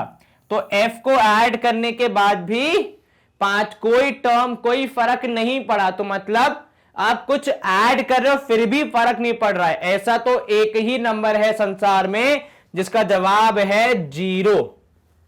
जवाब क्या है? 0, ठीक है। 0 ऐसा इकलौता नंबर है जिसे किसी में ऐड कर दो, किसी के साथ एक्स्ट्रा जोड़ दो। अगर आप सिर्फ ऐड करने की बात कर रहे हैं, एपी में लिख रहे हैं, तब तो उसको जोड़ दोगे तब भी आंसर कितना आएगा? 0 आएगा, मतलब सेम आएगा, कुछ चेंज नहीं होगा। जोड़ने का मतलब ऐड करना है, मल्टीप्लाई करना नहीं है, ठीक है। अच्छा, एक और लॉजिक, जब यहां पे क्या लिखा है भाई? सम ऑफ 5 टर्म्स, तो S5 जो हम कहते हैं S5, सम ऑफ 5 टर्म्स क्या होगा? S5 is equal to S6, ठीक है। हमने जो एक चीज पढ़ी है वो ये पढ़ी, अभी कुछ देर पहले ही हम पढ़ रहे थे कि अगर ऐसे 2 टर्म है भाई, छठवीं में से 5 टर्म्स का सम माइनस करें, यदि आप पहली 6 में से पहली 5 टर्म्स का सम माइनस कर रहे हैं, तो आपको क्या मिलेगी? 6th टर्म मिलेगा। आपको क्या मिलेगा? 6th टर्म मिलेगा। ये फॉर्मूला बेस्ड हो गया कि भाई 6 टर्म्स में से पहली 6 टर्म्स के सम में से पहली 5 टर्म के सम्स को आप कर रहे हैं सबट्रैक्ट, और ऐसा करने पे आपको क्या मिलता है? 6th टर्म मिलती है। अब क्योंकि दोनों बराबर हैं, दोनों को माइनस करने पे कितना आएगा? 0। तो आपकी 6th टर्म क्या हो जाएगी? 0। ये हमने पहले भी देख लिया। तो वो था थोड़ा लॉजिकल कॉन्सेप्ट, ये है फॉर्मूला बेस्ड। फॉर्मूला क्या कहता है कि यदि आप पहले n टर्म्स के सम में से उसमें से एक कम नंबर ऑफ टर्म्स का सम माइनस करेंगे, जैसे 6 में से 5 माइनस, या फिर 10 में से 9 माइनस, 11 में से 10 माइनस, तो जो गैप होगा माइनस करने पे जो रिजल्ट आएगा वो बड़ी पोजीशन, जैसे 11वीं 10वीं, या 5 में से आप 4 माइनस कर रहे हैं तो 5वीं, 21 में से 20 माइनस कर रहे हैं तो 21वीं टर्म होगी, 21वीं पोजीशन वाली टर्म होगी। तो यहां पे आपका जवाब आ रहा है 0, ऑप्शन बी। एक बार हम कंप्यूटर जी से और पूछ लेते भाई उनका जवाब क्या आ रहा है, तो भाई उनका जवाब भी है ऑप्शन बी, हमारा जवाब भी है ऑप्शन बी। तो हम कर सकते हैं यहां पे स्क्रीन को क्लियर और मूव करेंगे अगले प्रश्न की ओर। चलिए, अब इसी के साथ हमारे जो क्वेश्चन थे, जो एग्जाम्पल्स थे, वो समाप्त हो जाते हैं और हम आते हैं हमारे लेवल 1 क्वेश्चंस पे। लेवल 1 क्वेश्चन मतलब जो कि थोड़े बेसिक लेवल के क्वेश्चंस होते हैं, और इसके बाद हम सॉल्व करेंगे लेवल 2 क्वेश्चन जो कि मोस्ट प्रोबेबली नेक्स्ट सेशन में होगा, ठीक है। चलिए, लेवल 1 क्वेश्चंस को हम स्टार्ट करते हैं। यहाँ पे पहला क्वेश्चन क्या है हमारा, जरा ध्यान से देखिएगा, ठीक है। हमारा पहला क्वेश्चन बोल रहा है हमसे कि भैया यहां पे आपकी जो 10th टर्म है एक एपी की, ठीक है, वो आपको पता करनी है, वो आपको पता करनी है, ठीक है। यदि first term and common difference आपको दिया गया है, चलिए कॉमन डिफरेंस दिया है, फर्स्ट टर्म दी है और आपको बताना है 10th टर्म क्या होगी। अब सवाल के हिसाब से जानकारी क्या क्या उपलब्ध है आपको, तो भाई पहली जानकारी आपको उपलब्ध है कि a हो जाएगा यहां पे 3, कॉमन डिफरेंस d हो जाएगा यहां पे 4। अब जब हम इस चैप्टर के कॉन्सेप्ट्स को पढ़ रहे थे तो हमने एक तकनीक ये पढ़ी थी कि जैसे अगर आपको चौथी टर्म निकालनी है तो तीसरी को मल्टीप्लाई कर दो d में, छठवीं टर्म निकालनी है तो 5वीं को मल्टीप्लाई कर दो d में। उसी तरह अगर आपको 10वीं टर्म निकालनी है तो 9 को मल्टीप्लाई कर दो d में। तो अगर आप ऐसे लिख सकते हैं t10 या फिर a10, क्या होगा? t10 या फिर a10 हो जाएगा a + 9d। ये हम पहले पढ़ चुके हैं एक तरीका सॉल्व करने का, कि आपने ये लॉजिक समझ लिया है कि मान लो आपको 15वीं टर्म निकालनी है तो 14th टर्म को d में मल्टीप्लाई करेंगे, अगर आपको 27th टर्म निकालनी है तो 26 को d में मल्टीप्लाई करेंगे, और a तो हर जगह साथ में जाता ही है क्योंकि वहीं से पूरी कहानी शुरू हो रही है। चलिए, तो यहां पे आपने लिखा t10 या फिर a10, जो भी आप तरीका इस्तेमाल करते हैं, किताबों में दोनों तरीके से लिखा जाता है। a की वैल्यू है 3, 9 × 4 हो जाएगा बिकॉज d की वैल्यू है 4, 9 चौके 36, 36 × 3 करेंगे तो हमें कितना मिलेगा? 39 मिलेगा। तो यहां पे t10 मतलब 10वीं टर्म हो जाएगी 39। क्या लिखोगे आप? t10 39 हो जाएगी, तो आपका जवाब हो जाएगा ऑप्शन ए। एक तरीका ये हो गया। दूसरा तरीका है जो कि हम फॉर्मूला यूज करके निकालते हैं, जिसके में हमें यह बताया गया कोई सी भी टर्म निकालनी हो, एक ही फॉर्मूला जो कहता है कि an या फिर tn is equal to a plus N minus 1 into D. ठीक है, दोनों सेम ही तरीके हैं। देखो यहां पे हमने थोड़ा लॉजिक लगाया कि 10वीं के लिए 9वीं, वहां पे आप सीधे सीधे केवल वैल्यू पुट करेंगे, अपने आप आपको आंसर मिल जाएगा। ठीक है, तो यहां पे आपका a10 या t10 हो जाएगा, मतलब 10वीं टर्म a हो जाएगा 3, n की जगह आ जाएगा 10 माइनस 1 मतलब 9, और d की वैल्यू हो जाएगी 4। तो यहां हो जाएगा 3 प्लस 9 इंटू 4, तो 9 चौके 36 और 3 हो जाएगा 39, जो कि है जवाब हमारा ऑप्शन ए। एक बार हम क्या करेंगे यहां पे सर, एक बार कंप्यूटर जी से परामर्श कर लेते हैं भाई, उनका जवाब क्या रहा है। उनका जवाब भी है ऑप्शन ए, हमारा जवाब भी है ऑप्शन ए। तो यहां पे हम कर सकते हैं स्क्रीन को क्लियर, और हमारा नया प्रश्न आ गया है स्क्रीन पे। अब यहां पे आपसे क्या पूछ रहा है, देखो आपसे पूछ रहा है हाउ मेनी टर्म्स, मतलब आपको क्या बतानी है, टर्म्स की संख्या बतानी है। क्या बतानी है आपको, टर्म्स की संख्या बतानी है। How many terms are in AP, तो एक एपी दी गई है जिसको आपको ऑब्जर्व करना है, और कितनी टर्म्स हैं इसमें, मतलब 130 तक आप रोक रहे हैं। तो यदि 130 आपकी आखिरी टर्म है, मतलब अगर ऐसा माने तो ट्रेन का आखिरी डब्बा है, तो बताए ट्रेन में कितने डब्बे हैं।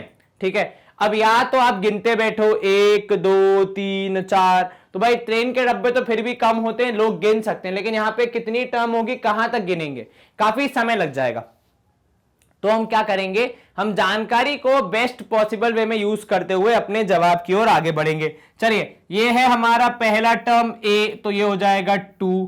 फिर हमें पता होना चाहिए कॉमन डिफरेंस, क्योंकि पूरी की पूरी एपी दी है, तो कॉमन डिफरेंस हम निकाल भी सकते हैं। कैसे निकालते हैं सर, 6 में से 2 माइनस, गैप चेक किया तो गैप है 4। थोड़ा वेरीफाई करने के लिए आगे भी आप वर्बली देख सकते हैं, भाई 10 में से 6 गया तो 4, बिल्कुल सटीक। 14 में से 10 गया तो भी 4, मतलब हम एपी है और सही तरीके से सॉल्व कर रहे हैं। डी की वैल्यू मिल गई, ए मिल गया। अच्छा, ये जो लास्ट टर्म है 130, ठीक है, यही तो बताएगा हमें कितनी टर्म है। भाई जो इसकी रैंकिंग होगी, जो इसकी पोजीशन होगी, ये आखिरी है, तो भाई जितनी इसकी पोजीशन उतने ही टर्म्स होंगे, ऑब्वियस सी बात है।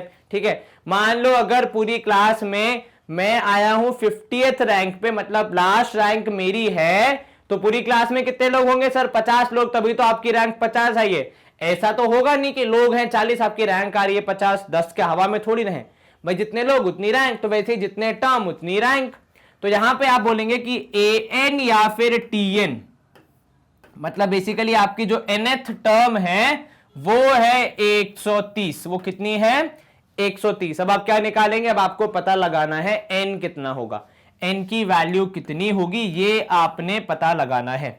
चलिए, an या tn का फॉर्मूला क्या होता है सर, फॉर्मूला होता है a plus n minus 1 into D, और इसी का उपयोग करते हुए हम इस सवाल को सॉल्व करने का प्रयास करेंगे। चलिए, tn है यहां पे, मतलब nth टर्म है आपकी a plus N minus 1 into D, तो a की वैल्यू है 2, तो पहले हम tn लिख लेते हैं भाई, जो टर्म थी जिसके बारे में चर्चा हो रही है 130, क्योंकि वही बताएगा कौन सी पोजीशन है। a की वैल्यू है 2, ठीक है, उसके बाद n माइनस 1, वो आपको पता करना है n की वैल्यू, तो n माइनस 1, और d की वैल्यू है यहां पे 4। चलिए, अब आप सॉल्व कैसे करेंगे सर, पहले तो ये 2 यहां जो एडिशन में उसको साइड चेंज कर देते हैं, तो 130 minus 2 is equal to n minus 1 into 4। चलिए, 128 यहां पे आपका जवाब, n माइनस 1 इंटू 4, तो भाई आप डिवाइड कर देंगे तो कितना हो जाएगा सर, 128 बटे 4 is the value of n minus 1। अब देखना यहां पे मल्टीप्लीकेशन में था, साइड चेंज करेगा तो डिवीजन में आएगा, इसीलिए यहां पे 128 बटे 4 लिखा आपने। ठीक है, अब 128 बटे 4 मतलब 4 3 जा 12, 4 2 जा 8 is equal to n minus 1। तो n की वैल्यू कितनी हो जाएगी सर, माइनस 1 साइड चेंज करेगा तो प्लस 1, 32 प्लस 1 हो जाएगा। n की वैल्यू, आपके n की वैल्यू हो जाएगी कितनी सर, 33 हो जाएगी। कितनी, 32 और 1, n की वैल्यू हो जाएगी 33। तो मतलब क्या है इसका सर इसका मतलब साफ है कि यहां पे इस पर्टिकुलर एपी में 33 टर्म्स हैं, कुछ जोड़ने या घटाने की जरूरत नहीं है, क्योंकि जो एन की वैल्यू होगी वही जवाब में आ गई है। ठीक है, तो 33 है हमारा आंसर, ऑप्शन बी। एक बार कंप्यूटर जी से और पूछ लेते भाई उनका जवाब क्या आ रहा है, कि उनका जवाब हमारा जवाब सेम है। यदि हाँ तो बहुत अच्छी बात होगी। चलिए, कंप्यूटर जी भी कह रहे हैं कि भाई जी हाँ 33 सही जवाब है, आपने ठीक तरीके से सवाल को सॉल्व किया। तो आप करेंगे स्क्रीन को क्लियर और मूव करेंगे अगले प्रश्न की ओर। चलिए, तीसरा प्रश्न हमारा यहां पे क्या बोल रहा है, यदि पहली term first term is equal to common difference. देखो यहां पे देखो कितने अच्छे से इन्होंने कंफ्यूज करने का प्रयास किया है। पहली टर्म कॉमन डिफरेंस के बराबर है, ठीक है, और दूसरी टर्म है आपकी डी कितनी 10, second term is 10, then the sum of first 20 terms. अब देखो आपको पहली वाली स्टेटमेंट को यूज करके पहले ए और एन निकालना पड़ेगा, ए और डी निकालना पड़ेगा, सॉरी, इन दोनों की वैल्यू आएगी तभी तो आप निकाल पाएंगे सम ऑफ फर्स्ट 20 टर्म्स। अच्छा, ए की वैल्यू क्या बोल रहा है, ए की वैल्यू के बारे में, सर ए मतलब first term is equal to common difference, तो a is equal to d, और मैं दोनों को मान रहा हूं कंफ्यूजन अवॉइड करने के लिए एक्स के बराबर। ठीक है, अच्छा सेकेंड टर्म आती कैसे है, सर पहली टर्म और सेकेंड टर्म के बीच का गैप होता है डी। ठीक है, यहां हम ऐसे भी कह सकते हैं कि जब आप पहली टर्म में डी को ऐड करते हैं, मतलब गैप लाते हैं, तब आपको सेकेंड टर्म मिलती है। तो भैया आप ऐसा लिख सकते हैं T2 या फिर A2 is equal to A plus D हर बार। ठीक है, थर्ड टर्म क्या होगी, A प्लस 2D, एक कम, तो सेकेंड है तो एक कम मतलब केवल डी। ठीक है, फोर्थ टर्म क्या होगी, A प्लस 3D, एक कम 4 से। ठीक है, वैसे यहां पे दो में से एक कम किया तो एक बचेगा, इसलिए A प्लस डी। अब यहां पे सेकेंड टर्म हमारी क्या है, 10 है, A और D दोनों को मैंने X नाम दे दिया है, तो A की जगह पे X, D की जगह पे X, तो 10 है यहां पे 2x के बराबर, तो फिर x कितना हो गया, तो सर 10/2 हो गया x के बराबर, मतलब यहां पे आपकी वैल्यू हो गई 5। तो x है 5, मतलब पहली टर्म भी 5 और d मतलब कॉमन डिफरेंस भी 5। तो यहां से क्या जानकारी मिल रही है कि भैया a is equal to 5 and d is also equal to 5। तो आपकी एपी क्या बनेगी, तो सर एपी बनेगी 5, दूसरी टर्म बन जाएगी 10, तीसरी हो जाएगी 15 एंड फिर 20 एंड सो ऑन। अब आपसे क्या बोल रहा है, आपसे एपी ढूंढने को नहीं बोल रहा था, आपसे वो सम निकालने को बोल रहा था। सम कैसे निकालते हो, तो सर सम निकालने के लिए हम यूज करते हैं एसएन का फॉर्मूला, जहां पे यहां पे ए की वैल्यू है 5, डी की वैल्यू है 5 और एन की वैल्यू है 20। तो आप क्या निकालोगे, सम ऑफ एन टर्म्स, तो एसएन निकालोगे, एसएन होता है n/2 a प्लस, माफ कीजिएगा 2a plus n-1 into D. ठीक है, ये है आपका यहां पे एसएन का फॉर्मूला कि n/2 is 2a plus n-1 into d. चलिए, अब आप क्या बोलेंगे यहां पे, सर एसएन मतलब 20 टर्म्स का निकालना है, तो आप लिखेंगे S20, n की जगह पे 20, जहां पे n है नंबर ऑफ टर्म्स है 20, तो 20/2, यहां पे है 2a मतलब 2 इंटू 5 प्लस यहां पे हो जाएगा d मतलब यहां पे हो जाएगा कितने, देखो n-1 मतलब कितना, सर 20 में से 1 माइनस तो 19, और d की वैल्यू है 5। तो कुछ इस प्रकार होगी पूरी कहानी कि भैया 20/2, 2 इंटू 5 और 19 इंटू 5। चलिए अब यहां पे आप क्या देखते हैं भैया, 20 और ये हो जाएगा यहां पे 10 कैंसिल होके, सिंपल लॉजिक। ठीक है, यहां पे आएगा आपके पास 10, इधर आएगा 10 प्लस 19 इंटू 5। अब 19 इंटू 5 करने पे कितना, सर 9 5 जा 45, 5 यहां 4 ऊपर, 5 1 जा 5 और 6 7 8 9, तो 95 आएगा क्या, बिल्कुल आएगा सर। तो 95 यहां आ गया 19 इंटू 5 करने पे, 19 और 10 को जोड़ेंगे तो आएगा 105, मतलब 95 और 10 को जोड़ेंगे तो कितना आएगा 105। अब यहां पे क्या हो जाएगा, तो भैया 10 इंटू 105, जिन्हें गुणा करने पे जवाब आएगा 1050, कितना 1050, जो कि यहां पे हमें ऑप्शन सी के रूप में दिख रहा है। किसके रूप में दिख रहा है भाई? ऑप्शन सी के रूप में। तो ऑप्शन सी 1050। देखो सवाल कितना ज्यादा रिक्वायरमेंट वाला था कि पहले आपको ए और डी की वैल्यू निकालनी थी, फिर आपको सम निकालना था, उसके बाद आप अपना जवाब मार्क कर पाए। थोड़ी मेहनत लेकिन वर्थ इट, क्योंकि सवाल में ज्यादा मेहनत मतलब ऐसा लगना ज्यादा दिमाग नहीं लगेगा, केवल आप बेसिक कॉन्सेप्ट को यूज करते जाइए और आपको आपका जवाब मिल जाएगा बड़ी ही आसानी से। तो यहां पे हम करेंगे एक बार कंप्यूटर जी से वेरीफाई, उनका जवाब भी है ऑप्शन सी 1050। मतलब हमारा अगला प्रश्न है ready. Next question is question number 4, जो क्या बोल रहा है आपसे, if the sum of first n terms of N AP. ठीक है, अब देखो यहां पे क्या बोल रहा है, sum of first n terms, ये कुछ नया क्वेश्चन है। ठीक है, वो क्या है, 2n इंटू n प्लस 3। तो आपको बतानी है सिक्स्थ टर्म की वैल्यू क्या होगी, सिक्स्थ टर्म की वैल्यू क्या होगी। चलिए, sum of first n term से क्या तात्पर्य है आपका? Sir sum of n term से हम लोग जब भी पढ़ते हैं तो पहली चीज जो दिमाग में आती है वो है Sn। ठीक है, और ये है किसके बराबर? तो सर ये है 2n into n plus 3। Sir ये फॉर्मूला आया कहां से, कुछ समझ नहीं आया। अब देखो यहां पे क्या होता है, बेसिकली आपके पास Sn निकालने का जो फॉर्मूला है वो वैसे क्या है, नॉर्मली है वो सर n/2 और 2a plus n-1 into D. तो भाई इसमें कुछ फेर बदल करके डी और ए की वैल्यू पुट करके कई बार इन फॉर्मूलाज को थोड़ा जनरलाइज किया जाता है, उन्हीं का एक वर्जन है इस तरह के फॉर्मूले।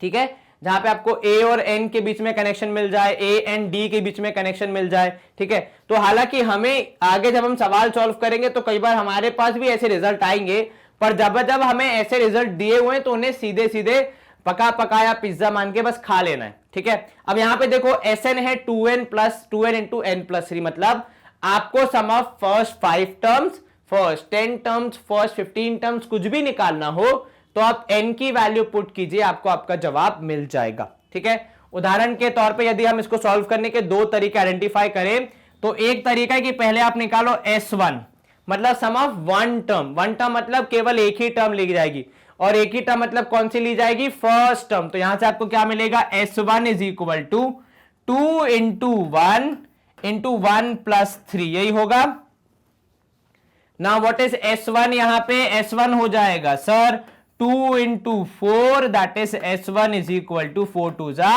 8। एक बार दोबारा आप चेक कर लें, n की वैल्यू आपने रखी कितनी 1, तो 2 इंटू 1 हो गया 2, और n प्लस 3 मतलब 1 प्लस 3 मतलब 4, 4 2 जा 8, तो S1 आ गया 8। मतलब पहली टर्म या फर्स्ट टर्म का सम आ रहा है 8। अब फर्स्ट टर्म में जब आपने कुछ ऐड ही नहीं किया तो फर्स्ट टर्म अकेली ही अपना सम बनाएगी, तो बेसिकली जो S1 होता है वो होता है पहली टर्म के ही बराबर, क्योंकि आप उसमें कुछ नया ऐड ही नहीं कर रहे। तो S1 मिल गया आपको 8। अब आप निकालेंगे S2, ठीक है, that is sum of first 2 terms. और आप ऐसा क्यों कर रहे हैं, ताकि ऐसा करके आप ए और डी की वैल्यू आइडेंटिफाई कर पाए, तभी तो आप सिक्स्थ टर्म निकाल पाएंगे। ठीक है, S2 का मतलब है जब आप n की वैल्यू 2 रख देंगे, तो जहां जहां पे आपको n दिख रहा है वहां वहां पे वैल्यू रख दीजिए 2। तो ये हो गया 2 इंटू 2, यहां हो गया 2 प्लस 3, 2 इंटू 2 मतलब 4, 2 प्लस 3 मतलब 5, 5 और 4 हो जाएगा यहां पे 20। अब ध्यान से देखना, S2 का क्या तात्पर्य है? सर S2 का यही तात्पर्य है कि पहली दोनों टर्म को ऐड करने पे आपको 20 मिल रहा है। पहली दोनों टर्म मतलब T1 प्लस T2 को ऐड करने पे आपको कितना मिल रहा है, 20।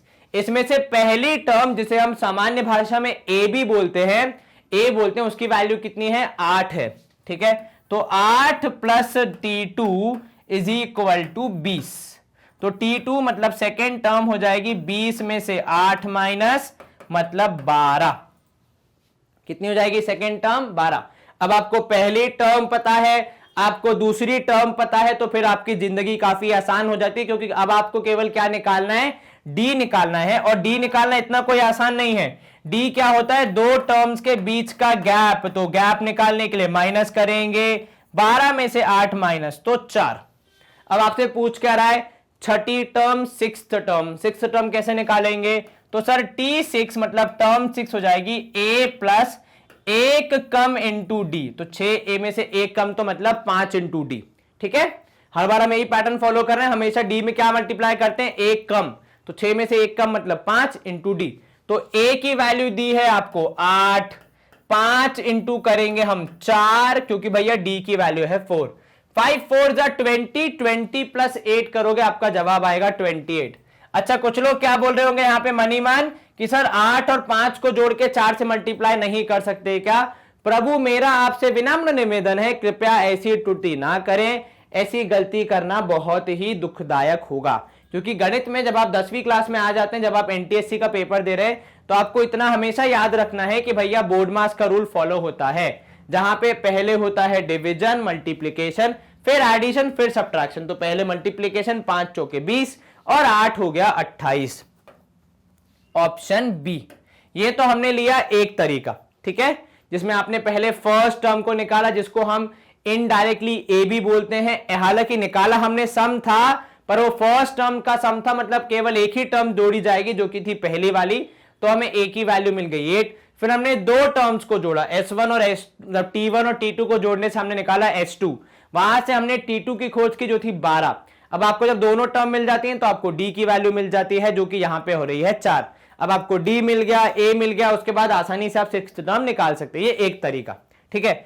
दूसरा तरीका जो यहां पे हम देख सकते हैं, उसमें हम यूज करेंगे कॉन्सेप्ट जो कि हमने यही पढ़ा है इसी स्क्रीन पे, ठीक है। अभी के लिए हम जवाब मार्क कर रहे हैं 28, जो कि पिछले तरीके से आया था। दूसरा तरीका, यदि आपको छठवीं टर्म निकालनी है तो आप क्या करें, तो भैया आपको पढ़ाया गया, जब आपको छठवीं टर्म निकालनी है तो sum of 6 terms minus sum of 5 terms करने पे आपको मिल जाएगी आपकी टर्म, ठीक है। या पहले पढ़ चुके हैं कि S6 माइनस S5 मतलब 6 टर्म्स के सम में से 5 टर्म्स के सम को यदि आप हटा देंगे तो आपको मिल जाएगी केवल छठवीं टर्म, या T6 या फिर A6, जो भी आप लिख रहे हैं, ठीक है। चलिए, S6 मतलब यहां पे आपके पास जो Sn का फॉर्मूला है उसको यूज करते हुए वैल्यू निकालेंगे। तो Sn है यहां पे 2n इंटू n प्लस 3। अब जब आप लिख रहे हैं S6 तो ये कितना हो जाएगा, ये हो जाएगा 2 इंटू 6 और 6 प्लस 3। तो यहां पे आपको क्या जानकारी मिलेगी, तो सर ये हो जाएगा 6 दूनी 12 और 6 इंटू 3 करेंगे तो 9। कितना सर, 12 9 जा होता है 108, यदि मैं गलत नहीं हूं तो। चलिए, बहुत बढ़िया। अच्छा, S5 क्या होगा सर, सम ऑफ 5 टर्म्स। तो S5 की वैल्यू क्या हो जाएगी सर, 2n, मतलब अगर हम इसको यूज करें Sn के फॉर्मूले को जो कि सवाल में दिया है, 2n इंटू n प्लस 3।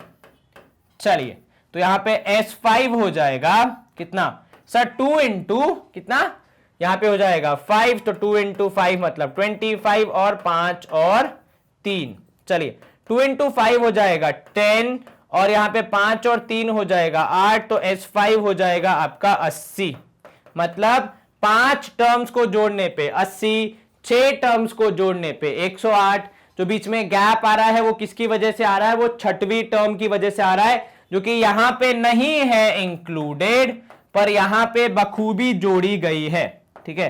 तो भाई 6th टर्म कितनी है, वो कैसे निकालेंगे, सो जो एक्स्ट्रा ऐड किया है उसे ही निकालने के लिए माइनस कर देते हैं। तो यदि आप 108 में से 80 माइनस करेंगे तब आपको क्या मिलेगा, 28 मिलेगा। क्या आपको ये समझ में आया? देखो, दोनों तरीके बता दिए। यहां पे 5 टर्म सकते हैं, छठवीं नहीं है, यहां पे 6th टर्म भी है। तो ये जो इंक्रीज हुआ है, उछाल आया है, किसकी वजह से आया, छठवीं टर्म की वजह से आया। तो दोनों को माइनस करने पे आपको छठवीं टर्म की प्राप्ति हो गई, जो कि है 28। दोनों ही तरीके से सेम आंसर। फिर भी हमारे कंप्यूटर जी जो है भयंकर, वो तो यही बोलेंगे बेटा आंसर तो चेक कर। चलिए, ऑप्शन हम देख लेते हैं। ऑप्शन बी 28 हमारा भी सही है, कंप्यूटर जी ने भी वेरीफाई कर दिया। स्क्रीन साफ। प्रश्न क्रमांक 5 अब आपसे क्या बोल रहा है कि sum of 3 terms of N AP is 39, ठीक है, बहुत बढ़िया, एंड देयर प्रोडक्ट इज 2080, ठीक है। चलो, ये सवाल बहुत अच्छा है क्योंकि यहां पे आप कुछ नया सीखने वाले। सम बोल रहा है कितने का, 3 टर्म्स का, और उनके प्रोडक्ट मतलब मल्टीप्लाई करने पे कितना आएगा, वो बोल रहा है 2080। द टर्म्स आर, अब देखो यहां पे सम कितना बोला गया है, तो सम बोला है 39, ठीक है। प्रोडक्ट कितना बोला गया है, तो भैया प्रोडक्ट आपसे बोला गया है 2080। यदि आप ऑप्शंस के साथ खेलना चाहते हैं तो देखिए किसको किससे जोड़ने पे 39 आता है और किसको किससे मल्टीप्लाई करने पे 2080 आता है। लेकिन सर यहाँ तो 3 ऑप्शन है, क्या 3 बार करना पड़ेगा? वो तो अच्छा है, भगवान का भला हो कि नन ऑफ दीज भी ऑप्शन है, वरना हम लोग मार्क नहीं कर पाते, मतलब चारों को चेक करना पड़ता। यदि हम कॉन्सेप्चुअली सोचे तो कॉन्सेप्चुअली सवाल को कैसे अप्रोच करना है वो हम थोड़ा देख लेते हैं। यहां पे देखो, अब सम निकालना है, सम दिया है 3 टर्म्स का। तो एक बात बताओ, अगर पहली टर्म को आप मानेंगे a, तो दूसरी टर्म कैसे आती है? सर दूसरी टर्म आप गैप को बढ़ाते हैं तब आती है, तो आप लिखेंगे a प्लस डी।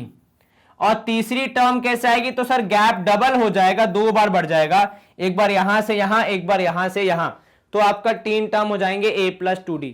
अगर आप ये सोच रहे हैं कि इन तीनों को आप अपनी 3 टर्म्स ले सकते हैं, तो आपका सोचना तो ठीक है, परंतु जब आप सवाल सॉल्व करेंगे तो इसमें काफी कॉम्प्लिकेशंस हो जाएंगे।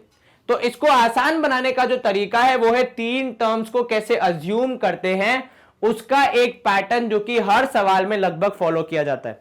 तो आपके 3 टर्म्स पता है कौन से होंगे? तो आपके 3 टर्म्स होंगे a माइनस डी। ध्यान देना, यहां पे मैंने क्या लिखा? a minus D. बीच वाली टर्म जो मिडिल में है, दूसरी टर्म है, वो हो जाएगी a, और तीसरी टर्म हो जाएगी a प्लस डी। सर क्या ये तीनों एपी में हैं? देखो, एपी में होने का मतलब है गैप सेम रहना चाहिए। इन दोनों के बीच में गैप कितना? d के बराबर। इन दोनों के बीच में गैप कितना? सर दोनों के बीच में हम गैप देखें तो a से a कैंसल, केवल d का गैप बचेगा। मतलब ये वाला जो है आपने d माइनस कर दिया, मतलब d की संख्या से छोटा है, ठीक है। वहां पे आपने d जोड़ दिया तो d की संख्या से बड़ा है, और इसकी वजह से ऐसे अगर आप 3 टर्म्स लेंगे तो आपके कैलकुलेशंस काफी आसान हो जाएंगे। जैसे यहां पे अगर आप देखें, अगर मैं सम की बात करूं, सम मतलब तीनों टर्म्स को जोड़ना, तो a माइनस डी एक टर्म, उसमें आपने जोड़ दिया a और उसमें भी जोड़ दिया a प्लस डी। इन तीनों टर्म्स को जोड़ने पे आपको कितना मिल रहा है? 39 मिल रहा है। चलिए, अब जब आप ऐड करने का प्रयास करेंगे तो सबसे पहले पता है कौन जाएगा? ये माइनस डी और प्लस डी, क्योंकि एक नेगेटिव एक पॉजिटिव है तो कैंसिल हो जाएंगे। 3a आपके पास बच जाएंगे, तो आपने लिखा 3a इज इक्वल टू 39, तो a की वैल्यू हो जाएगी 39 डिवाइड बाय 3, दैट इज 13। तो मतलब आपको मिडिल टर्म मिल गई कितनी? 13। a की वैल्यू जो बीच वाली है वो हो गई 13। देखो, अब यहां पे अगर आप ध्यान से ऑप्शन देखें तो मिडिल टर्म 13 है ऑप्शन सी में, तो मैं लगभग श्योर हो सकता हूं कि ऑप्शन सी मेरा जवाब होगा। हालांकि हम यहां पे केवल जवाब मार्क करने नहीं मिले, हम यहां पे पूरे सवाल की कॉन्सेप्चुअल अंडरस्टैंडिंग करने के लिए मिले, तो हम आगे भी इसको बढ़ाएंगे। चलिए, a की वैल्यू मिल गई आपको 13, तो अब आपकी जो 3 टर्म्स होंगी वो देखिए किस तरीके से चेंज हो जाती हैं। पहली टर्म हो जाएगी 13 माइनस डी। कितनी? 13 माइनस डी, क्योंकि a की वैल्यू है 13। बीच की टर्म जो कि a के बराबर है वो हो जाएगी स्वयं 13, और लास्ट वाली टर्म जो कि जिसमें d ऐड हो रहा है तो वो हो जाएगी 13 प्लस डी। अब जरा ये तीन टर्म जो है, इन्हें प्रोडक्ट करने पे अर्थात गुणा करने पे, मल्टीप्लाई करने पे कितना मिल रहा है?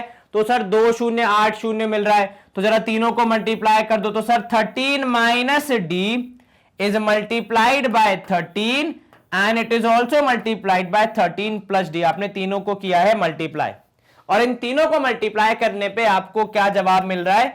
2080।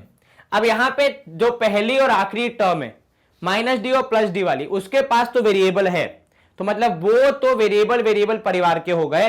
हालांकि ये जो बीच में 13 है ये यहां पे बोर हो जाएगा, तो इसको हम क्या बोलेंगे कि जनाब आप जरा उस तरफ चले जाइए और वहां पे 2080 के साथ जाके टाइम पास कीजिए। तो चलिए, यहां पे कर रहे थे ये मल्टीप्लाई, साइड चेंज करेंगे तो करेंगे डिवाइड, तो आपका जवाब होगा 2080 डिवाइड बाय 13। अब आप क्या करेंगे? सब माइनस डी प्लस डी इस तरफ जो रखा हुआ है वो हमें किसी प्रॉपर्टी से मैच खाता हुआ दिख रहा है। भाई कौन सी प्रॉपर्टी से मैच खा रहा है? तो sir a minus b into a plus b, और जब भी a minus b into a plus b करते हैं तो हमारा जवाब आता है a square minus b square. ठीक है, तो इस तरफ a स्क्वायर मतलब कितना हो जाएगा? सर a स्क्वायर हो जाएगा 169, मतलब 13 का स्क्वायर, और b स्क्वायर मतलब जो कि यहां पे d है तो d का स्क्वायर। अच्छा, इनको डिवाइड करेंगे तो 13 1 जा 13, कितना बचेगा? 78। 13 6 जा कितना होता है एक बार चेक करना। सर 13 सिक्स होता है 78, यदि मैं गलत नहीं हूं तो 13 सिक्स कितना होता है 78। तो भैया 6 3 18, एक कैरी 6 और एक 7, तो 78 होता है 13 सिक्स। तो यहां पे होता है 1 6 और एक हो जाएगा 0, तो 16 160। अब आप क्या करेंगे सर, डी स्क्वायर को वहां भेजेंगे 160 जो कि एक संख्या है, नंबर है, उसे यहां भेजेंगे माइनस होने के लिए, और ये डी स्क्वायर जो कि नेगेटिव था साइड चेंज करेगा तो पॉजिटिव। 169 में से 160 गया तो केवल 9 बचेगा जो कि है डी स्क्वायर के बराबर। तो भाई डी की वैल्यू कितनी, तो सर डी की वैल्यू आएगी √9 माफ कीजिएगा √9, तो डी की वैल्यू हो जाएगी 3। ठीक है, अब डी की वैल्यू 3 मतलब एक बार 3 घटाइए और एक बार 3 जोड़िए। तो जब आप 3 घटाएंगे तो 13 में से 3 गया तो 10, और जब आप 3 जोड़ेंगे तो 13 में 3 जोड़ेंगे तो हो जाएगा 16। और वही हमने बोला था भाई ऑप्शन सी है हमारा यहां पे जवाब। अब देखो अगर ये एग्जाम में आता है एनटीएससी में तो हो सकता है आपके चारों ऑप्शन में मिडिल टर्म हो 13 या 2 में हो मिडिल टर्म 13, तो आपको केवल 13 मिलते ही अपना सवाल समाप्त नहीं करना है। ठीक है, चलिए यहां पे तो आपको मिल गया जवाब 13, लेकिन ध्यान से देखो ऑप्शन डी भी है नन ऑफ दिस। हो सकता है कि 13 के अलावा आगे पीछे के नंबर में वेरिएशन हो, तो ध्यान रखना पूरा सॉल्व करके अपना जवाब मार्क करना। चलिए एक बार कंप्यूटर जी से और पूछ लेते हैं, उनका जवाब भी है ऑप्शन सी। तो यहां पे हम करेंगे स्क्रीन को क्लियर और मूव करेंगे अगले प्रश्न की ओर। अब प्रश्न क्रमांक 6 यहां पे हमारे सामने जो क्या बोल रहा है हमें कि एक एपी में फर्स्ट एंड लास्ट टर्म का जो सम होता है, फर्स्ट एंड लास्ट टर्म का जो सम होता है, जो जोड़ होता है, एडिशन होता है, जिसमें 150 टर्म्स है, तो पहली और आखिरी टर्म, ठीक है, इज नॉट इक्वल टू, यहां ध्यान देना शब्द लिखा है भैया नॉट इक्वल। यदि लिखा होता इक्वल तो अलग तरीके से अप्रोच किया जाता, नॉट इक्वल लिखा है तो अलग तरीके से अप्रोच किया जाएगा। अब ये कॉन्सेप्ट क्या है, तो बेसिकली ये कॉन्सेप्ट हमने जब इस चैप्टर को स्टार्ट कर रहे थे तब भी हमने इसको पढ़ा था कि कैसे last term and first term को ऐड करने पे, second last term and second term को, मतलब स्टार्टिंग से करें तो सेकेंड टर्म और पीछे से लेंगे तो सेकेंड लास्ट टर्म को भी ऐड करने पे आपको क्या मिलता है, आपको मिलता है एक सम जो कि बराबर होता है। ठीक है, तो क्या लिखा आपने, यहां पे आपने लिखेगा भैया T1 मतलब पहली टर्म और आखिरी टर्म, तो T1 प्लस T150। ठीक है, इनको जोड़ने पे किसके बराबर आएगा, तो सर यहां से सेकेंड टर्म और यहां से हो जाएगा आपकी एक कम, तो 149th टर्म, इस तरीके से। ऐसे ही ये किसके बराबर होगा, यहां से तीसरी टर्म और वहां से थर्ड लास्ट टर्म, तो ये हो जाएगा T148 थर्ड लास्ट टर्म। ठीक है, तो 158 हो गई लास्ट टर्म, उससे एक कम तो भाई सेकेंड लास्ट जो कि हो गई 149 और एक कम मतलब 148। इसी तरीके से जब आप पूरा सॉल्व करेंगे, ठीक है, तो आपको बताना है which one of them is not equal. ठीक है, चलो भाई 15 तो 135 को जोड़ोगे तो आगे से 15वीं और पीछे से 15वीं, इनको जोड़ोगे तो भी बराबर आएगा किसके, पहली और आखिरी के, क्योंकि आपने स्टार्टिंग से 15th ली है और पीछे से 15वीं ली है। उसी प्रकार आगे से 20वीं लोगे और पीछे से 130th लोगे तब भी आपका सम कितना आएगा, बराबर आएगा, क्योंकि भैया आपने शुरू से 20वीं ले ली और पीछे से भी 20th टर्म आप ले रहे हैं। ठीक है, ऐसे ही अब 90th और 60th, अब देखो आगे से 90th और 150 से पीछे की ओर 90th जाएंगे तो वो 60 तक आ जाएगा। 150 में से 90 माइनस करो कितना बचेगा सर, 60 बचेगा। तो यहां पे यदि हम देखें तो हमारा पहला वाला ऑप्शन बराबर होगा, बी ऑप्शन बराबर होगा एंड डी ऑप्शन भी बराबर होगा किसके, पहली और आखिरी टर्म के सम के। ठीक है, देखो पहली से लेकर आखिरी तक का सम अलग हो जाता है और पहली और आखिरी जब आप कहते हैं तो वो अलग हो जाता है। ठीक है, जब आप कहते हैं पहली से लेकर आखिरी तक तो आप कह रहे हैं कि T1 T2 T3 and so on, इन सबको ऐड करते करते T150 तक जाना है। परंतु किंतु जब आप कहते हैं पहली और आखिरी तो केवल T1 और T150 हो जाता है, मतलब पहली टर्म और लास्ट टर्म, ये दोनों का डिफरेंस, इन दोनों का फर्क आपको हमेशा ध्यान रखना है। ठीक है, अगर आप ध्यान नहीं रखेंगे तो आप गलती कर बैठेंगे सवाल को सॉल्व करते समय। यहां पे अगर हम देखें तो ऑप्शन सी ऐसा है जिसमें 50th एंड 51st टर्म, तो भाई आगे से 50वीं टर्म है, लेकिन क्या पीछे से 50वीं टर्म है? नहीं सर 150 में से अगर हम पीछे जाएंगे 50 की तरफ तो 100 के आसपास पहुंचेंगे। ये तो सीधा 51st पे पहुंच रहा है, मतलब ऑप्शन सी जो है वो एक गलत ऑप्शन है, उसको हम मार्क करेंगे अपने जवाब के रूप में। बाकी सारे केसेस में इक्वल आ रहा है, केवल सी वाले में इक्वल नहीं आ रहा है, तो उसी को हम मार्क करेंगे। कंप्यूटर जी से भी पूछ लिया भाई, उनका जवाब भी है ऑप्शन सी। तो यहां पे हम कर सकते हैं स्क्रीन को क्लियर और रुक करेंगे अगले प्रश्न का। अब प्रश्न क्रमांक 7 आ गया हमारे समक्ष। क्या बोल रहा है हमसे? आपको बताना है यहां दी हुई एपी की 2, 8, 14, 20 जो ये एपी है उसकी 40वीं टर्म मतलब 40th टर्म बतानी है। ठीक है, चलिए अब आपकी एपी क्या है? तो भैया एपी है 2, 8, 14 और 20 एंड सो ऑन। ठीक है, अब पहली वैल्यू मतलब ए क्या होगा सर? ए होगा आपका 2। फिर निकालना है आपको कॉमन डिफरेंस, जिसे मैथमेटिक्स में डी लिखते हैं, बिकॉज इन दोनों के बिना किसी भी एपी की डेफिनेशन अधूरी होती है। 8 में से 2 गया तो 6 बचेगा, 14 में से 8 गया तब भी 6 बच रहा है, 20 में से 14 गया तब भी 6 बच रहा है, मतलब गैप कंसिस्टेंट है, मतलब कॉमन डिफरेंस हो गया 6। अब आप क्या करेंगे सर? अब आपको निकालना है 48 टर्म मतलब 40वीं टर्म, तो n की वैल्यू कितनी? n की वैल्यू हो जाएगी 40 या फिर 40। अब आपको निकालना है an मतलब 40th टर्म, तो a 40 हो जाएगा। व्हाट इज a 40 का फॉर्मूला? सर या तो आप डायरेक्ट जो हमारा कॉन्सेप्ट है वो यूज करें, तो a प्लस 39d। क्या सीखा हमने कॉन्सेप्ट में कि जैसे दूसरी टर्म चाहिए तो a कम करते हैं तो a प्लस डी, चौथी टर्म चाहिए तो a कम करते हैं मतलब a प्लस 3d, 10वीं टर्म चाहिए तो a कम करते हैं a प्लस 9d। और ऐसा इसलिए होता है, देखो लॉजिकल है, कुछ रटने वाली बात नहीं है। जो पहली टर्म है वो तो a होती है, अब आप उसी से 10वीं तक जाना चाहते हैं तो आपको कितने स्टेप चलने पड़ेंगे भाई? 1 से लेकर 10 तक जाना है, आप पहले स्थान पे खड़े हैं तो आपको 10 तक जाना है, तो आपको 9 स्टेप चलने पड़ेंगे ना। तो वैसे ही 9d आता है, बिकॉज एक a है जो पहला टर्म है, तो 9 टर्म्स 9 डिफरेंसेस प्लस पहला वाला a मिला के हो जाते हैं 10, इसीलिए ये लॉजिक यहां पे लगता है। a 40 a प्लस 39d, तो यहां पे a हो जाएगा 2 प्लस 39 इंटू डी मतलब कितना? 8, नहीं माफ कीजिएगा d है 6। कई बार हमसे गलती हो जाती है कि हम दूसरी टर्म को अपना कॉमन डिफरेंस मान लेते हैं और सॉल्व कर देते हैं, तो ऐसा ना करें। ठीक है, ध्यान पूर्वक सवाल को सॉल्व करें। चलिए a40 यहां पे भी है a40। चलिए तो 2 प्लस 39 इंटू 6 कितना हो जाता है सर? 6 9 दा 54, 4 यहां 5 ऊपर, 6 तिया 18, 19, 20, 21, 22, 23, 234 प्लस यहां पे करेंगे आप 2, तो आपका जवाब होना चाहिए 236। कितना? 236, 4 और 2 6, तो भाई आपका जवाब कितना होगा? 236, जो कि है यहां पे ऑप्शन डी के रूप में। अच्छा, दूसरा जो मेथड है वो हमारा फॉर्मूला बेस्ड मेथड है, जो क्या कहता है कि सर कोई भी पोजीशन की टर्म निकालनी हो, एक फॉर्मूला है उसे यूज कीजिए, आपको आपका जवाब मिल जाएगा।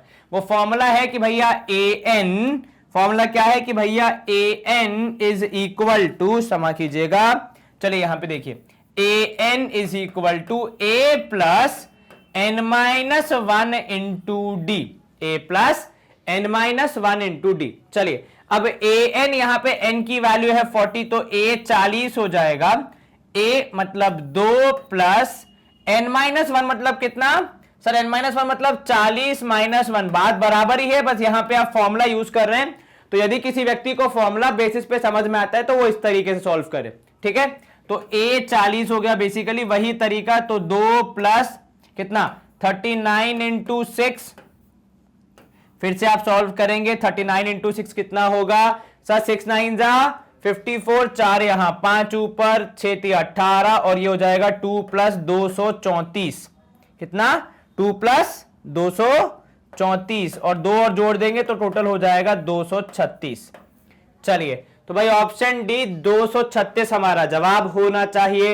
एक बार कंप्यूटर जी से और पूछ लेते हैं भैया, उनका जवाब भी है ऑप्शन डी 236। तो यहां पे हम करेंगे स्क्रीन को क्लियर और अब मूव करेंगे नेक्स्ट क्वेश्चन की तरफ। चलिए the number of terms in the series 11, 15, 19 and so on till 211 is, ठीक है। एक आपको यहां पे सीरीज दी हुई है, उसमें कितने नंबर ऑफ टर्म्स हैं वो आपको बताना है। अब मान लो आपकी क्लास में कुछ विद्यार्थी हैं, आपको नहीं पता है कितनी संख्या है, और आपको यह पता चला कि किसी एक व्यक्ति की 40वीं रैंक आई है, सबसे आखिर रैंक आई है, ठीक है। तो अब उसके हिसाब से आप क्या कहोगे, क्लास में कितने विद्यार्थी हैं? सर 40 विद्यार्थी हैं, तभी तो उसकी रैंक 40 आई है, वरना कुछ ऊपर नीचे आती, ठीक है। ठीक उसी प्रकार किसी भी टर्म की रैंकिंग बताती है, विशेषकर लास्ट टर्म की रैंकिंग बताती है कि किस एपी में कितने टर्म्स हैं, ठीक है। क्योंकि सबकी एक यूनिक पोजीशन है, तो कोई कहीं पे डबल नहीं हो सकता, कहीं पे मिस नहीं हो सकता, ठीक है। इसलिए यहां पे जब हम निकालते हैं कि भैया किसकी क्या पोजीशन है और विशेषकर आखिरी वाले की क्या पोजीशन है, यदि हम वो बता पाएंगे तो फिर हम बता सकते हैं कितने टर्म्स होंगे। चलिए, तो भाई यहां पे a की वैल्यू है 11, है ना, d की वैल्यू है 15 माइनस 11 दैट इज 4, और यहां पे आपका tn जिसको हम किसके लिए यूज कर रहे हैं, सबसे अंतिम टर्म के लिए, तो वो है कितनी, 211, वो है 211। अब आपको क्या ज्ञात करना है? सर हमें बात ज्ञात करना है इसकी 211 की पोजीशन क्या है, कौन सी टर्म है वो, तो tn हमें पता है, n की वैल्यू प्राप्त करनी है। tn निकालने का फॉर्मूला होता है a plus n minus 1 into d is equal to tn, that is कोई भी टर्म निकालनी हो, कोई भी पोजीशन की, ये हमारा स्टैंडर्ड फॉर्मूला है जिसको हम अलग अलग समय पे अलग अलग रूप में यूज करते हैं।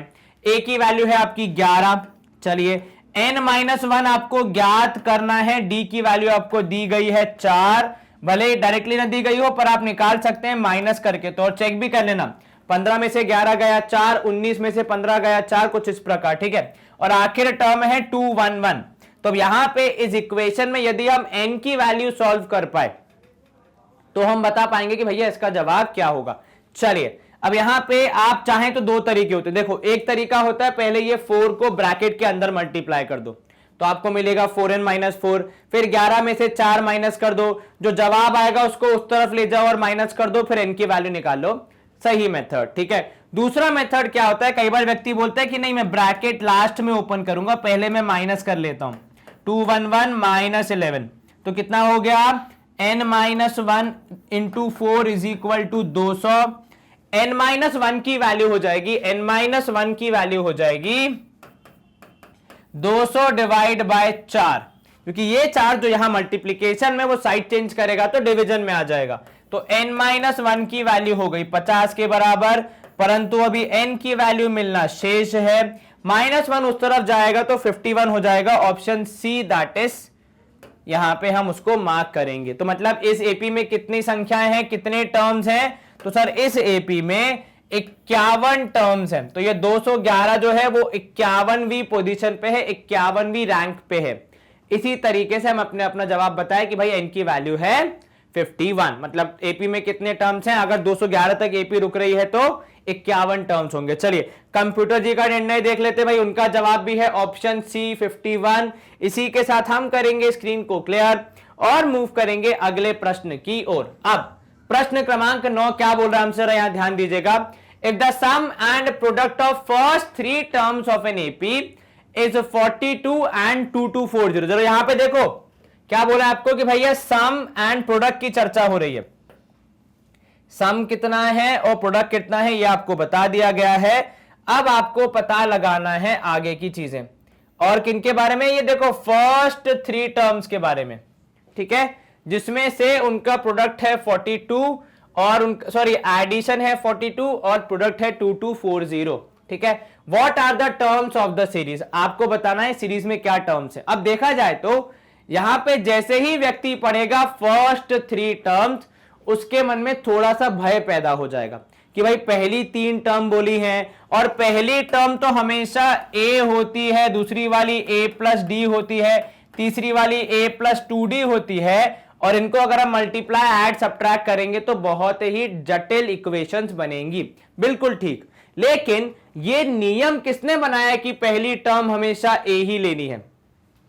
आपको 3 टर्म बोली है, ठीक है, वो 3 टर्म जो आप लेंगे ऐसा कोई नियम नहीं है कि जब आप अज्यूम कर रहे हैं तो पहली वाली को ए माना जाएगा। वो एपी का स्टैंडर्ड या जनरल फॉर्मूला है जो कि हम यूज करते हैं चीजों को आसान बनाने के लिए। ध्यान रखिएगा, कोई भी चीज अगर गणित में यूज की जाती है तो आपके काम को आसान बनाने के लिए की जाती है, मुश्किल बनाने के लिए नहीं। इसीलिए अगर मुझे फर्स्ट 3 टर्म्स भी बोली है तब भी मैं पता है 3 टर्म्स कौन सी लूंगा, ए माइनस डी, एक बार नेगेटिव, बीच वाली ए और इधर वाली ए प्लस डी। ये 3 टर्म लेंगे हम, एक नेगेटिव, एक ए और दूसरी ए प्लस डी, जैसा कि हमने एक पिछले क्वेश्चन में भी किया था। कोई दिक्कत नहीं है, चाहे वो फर्स्ट 3 बोले, चाहे वो लास्ट 3 बोले, चाहे वो बीच की 3 बोले, कहीं की भी हो कुछ फर्क नहीं पड़ता। बस इतना ध्यान रखना है कि इस पैटर्न को फॉलो करोगे तो कैलकुलेशन आसान हो जाएगी। ठीक है, चलिए तो इन तीनों को जोड़ने पे मतलब ए माइनस डी, ए और ए प्लस डी, इन तीनों को जोड़ने पे आपको मिलेगा 42 अर्थात 42। चलिए अगर यहां पे कुछ कैंसिल हो तो उसे कैंसिल कर देते हैं। Sir minus D plus D cancel हो जाएगा, आपके पास कुल मिला के बचेगा 3a इज इक्वल टू 42। तो a की वैल्यू हो जाएगी 42 डिवाइड बाय 3। कितना होता है सर, यहां पे हो जाएगा 3 1 जा 3, 3 4 जा 12, a की वैल्यू 14। हालांकि पूरे सवाल में एक ही ऑप्शन है बी जिसका मिडिल वैल्यू 14 है जो कि a के बराबर होगा।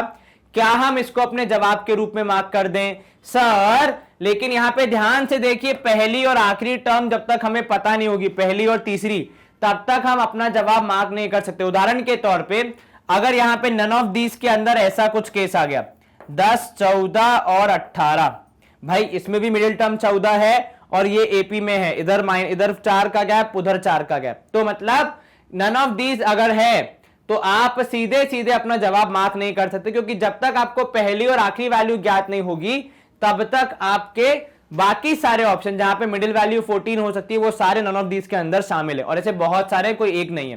ठीक है, चलिए तो पहला पार्ट तो हो गया हमारा, जो मिडिल टर्म है वो है 14। अब जरा आते हैं हम लोग दूसरे पार्ट पे। अब देखो कई बार व्यक्ति क्या सोचता है कि ए मतलब हमेशा पहली टर्म होती है, तो हमारी पहली टर्म हो जाएगी 14 और ऑप्शन में उसे ना पाके फटाफट नन ऑफ दीज पे कूद जाता है। परंतु किंतु जब भी आप कोई सवाल सॉल्व करें इस तरीके से जनरल अपना रिजल्ट ना बांध के रख लें कि ऐसा ही होगा। उससे क्या होता है, अगर ऐसा कोई ट्रिकी क्वेश्चन आ गया तो आप गलती भी कर सकते हैं। तो न सिर्फ टेक्निक समझनी है, मेथड समझना है, बल्कि अपनी सूझबूझ का भरपूर इस्तेमाल करके किसी भी सवाल को अप्रोच करना है। चलिए यहां पे है भाई 14 माइनस डी, क्योंकि ए की वैल्यू है 14, फिर हाथ में यहां पे आएगा ए तो इंटू 14 और इधर हो जाएगा 14 प्लस डी, और इन सबको मल्टीप्लाई करने पे आएगा 2240। ठीक है, ये जो 14 यहां मल्टीप्लीकेशन में है इन दोनों के साथ, इसको मैं साइड चेंज करके वहां भेज रहा हूं। तो जवाब में अब क्या बचेगा, 14 माइनस डी, इधर पे 14 प्लस डी, और ये जो 14 यहां पे मल्टीप्लीकेशन में है वो साइड चेंज करेगा तो डिवीजन के रूप में आ जाएगा। चलिए a माइनस डी और a plus D, a minus D और a प्लस डी या फिर a माइनस बी और a प्लस बी बहुत पुराने रिजल्ट हैं जो आप बहुत बार सॉल्व कर चुके हैं, और अब तक तो आपको याद हो गया कि ये होगा a square minus b square अर्थात 14 स्क्वायर माइनस डी स्क्वायर। अब 2240 को जब आप 14 से डिवाइड करेंगे, आप चाहें तो पहले 2 से कैंसिल करके फिर 7 से डिवाइड कर सकते हैं अगर आपको मुश्किल लग रही है। तो चलिए मैं आपके लिए वो कार्य कर देता हूं, 2 7 जा 14, ये हो जाएगा 1120। अब 112 तो आता है 7 के टेबल में जितना मुझे ध्यान है, तो 7 1 जा 7, 7 कितने जा 7 1 जा 7 सर 42 बचेगा, 7 6 जा 42, तो यहां हो जाएगा 14 square minus d square is equal to 160।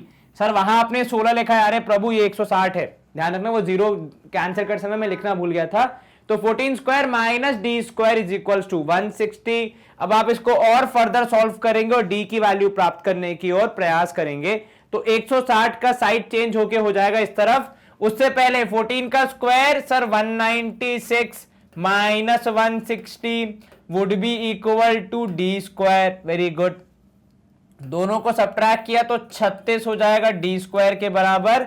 यहां हो जाएगा root of 36 is equal to d. 36 का स्क्वायर रूट मतलब 6 is the value of d. आपको क्या बोला गया था, आपको भाई तीनों टर्म्स निकालनी थी। पहली बीच वाली थी 14, पहली नहीं, देखो ए का मतलब पहली नहीं होगा, बीच वाली है इस केस में, तो ये वाली 14 है, इसमें से d कम करना है, मतलब 6 माइनस करना है और 6 प्लस करना है। 14 में से 6 गया 8, बीच वाली 14 और लास्ट वाली 14 प्लस 6 20। सर यदि मैं इस सवाल को, यदि मैं इस प्रश्न को a और a प्लस डी और a प्लस 2d लेके करूंगा तो क्या मेरा जवाब गलत आएगा? जी नहीं, बिल्कुल गलत नहीं आएगा, एकदम सही आएगा। लेकिन इस तरीके से जब आप सॉल्व करेंगे तो आपका जो पूरा प्रोसेस है वो थोड़ा टाइम कंज्यूमिंग हो जाएगा और गलती होने के चांसेस ज्यादा हो जाएंगे। तो इसीलिए मैं तो हमेशा यही सजेस्ट करूंगा कि जब भी आपके पास ऐसे 3 टर्म वाला सवाल आए तो आप ले a माइनस डी, a और a प्लस डी। सवाल सॉल्व करने में आसानी, गलती के चांसेस कम और समय भी कम लगेगा। तो 3 फायदे।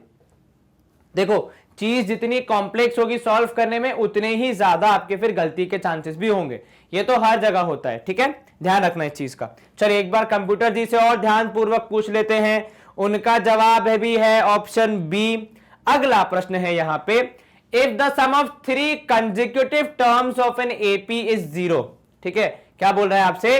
3 कंसेक्यूटिव टर्म्स का सम कितना है? 0 का है। तो then what will be their product? चलिए, जब भी 3 कंसेक्यूटिव टर्म का बात आएगा, जब भी 3 कंसेक्यूटिव टर्म की बात आएगी, चाहे वो फर्स्ट 3 हो, मिडिल के 3 हो, लास्ट के हो, साइड लोअर के 3 हो, साइड अपर के 3 हो, कहीं के भी 3 हो, ठीक है, तो कहीं के भी 3 हो, यदि 3 है तो आप हमेशा क्या अज्यूम करोगे? Sir a minus D, a और a प्लस डी, यही 3 अज्यूम करना सबसे आसान होता है। तो भाई 3 टर्म्स कौन से? a माइनस डी, a और a प्लस डी, हमेशा यही 3 टर्म होंगे, है ना। अब क्या कह रहा है? इन तीनों का सम, मतलब तीनों को जोड़ने पे, तीनों को ऐड करने पे कितना मिल रहा है आपको? 0 मिल रहा है। तो a minus D plus a, मतलब मिडिल वाली, प्लस यहां पे तीसरी वाली को जोड़ने पे कितना मिल रहा है आपको? 0, जिसे हम गणित में इस तरीके से लिखते हैं। माइनस डी प्लस डी दोनों हैं तो वो भैया क्या हो जाएंगे? कैंसल हो जाएंगे सर। तो माइनस डी और प्लस डी कैंसल, क्या बचेगा फिर आपके पास? सर हमारे पास बचेगा यहां पे 1 2 3, मतलब 3a बचेगा, which would be equal to 0। तो a की वैल्यू हो जाएगी 0/3, दैट इज इक्वल टू 0, 0 के बराबर।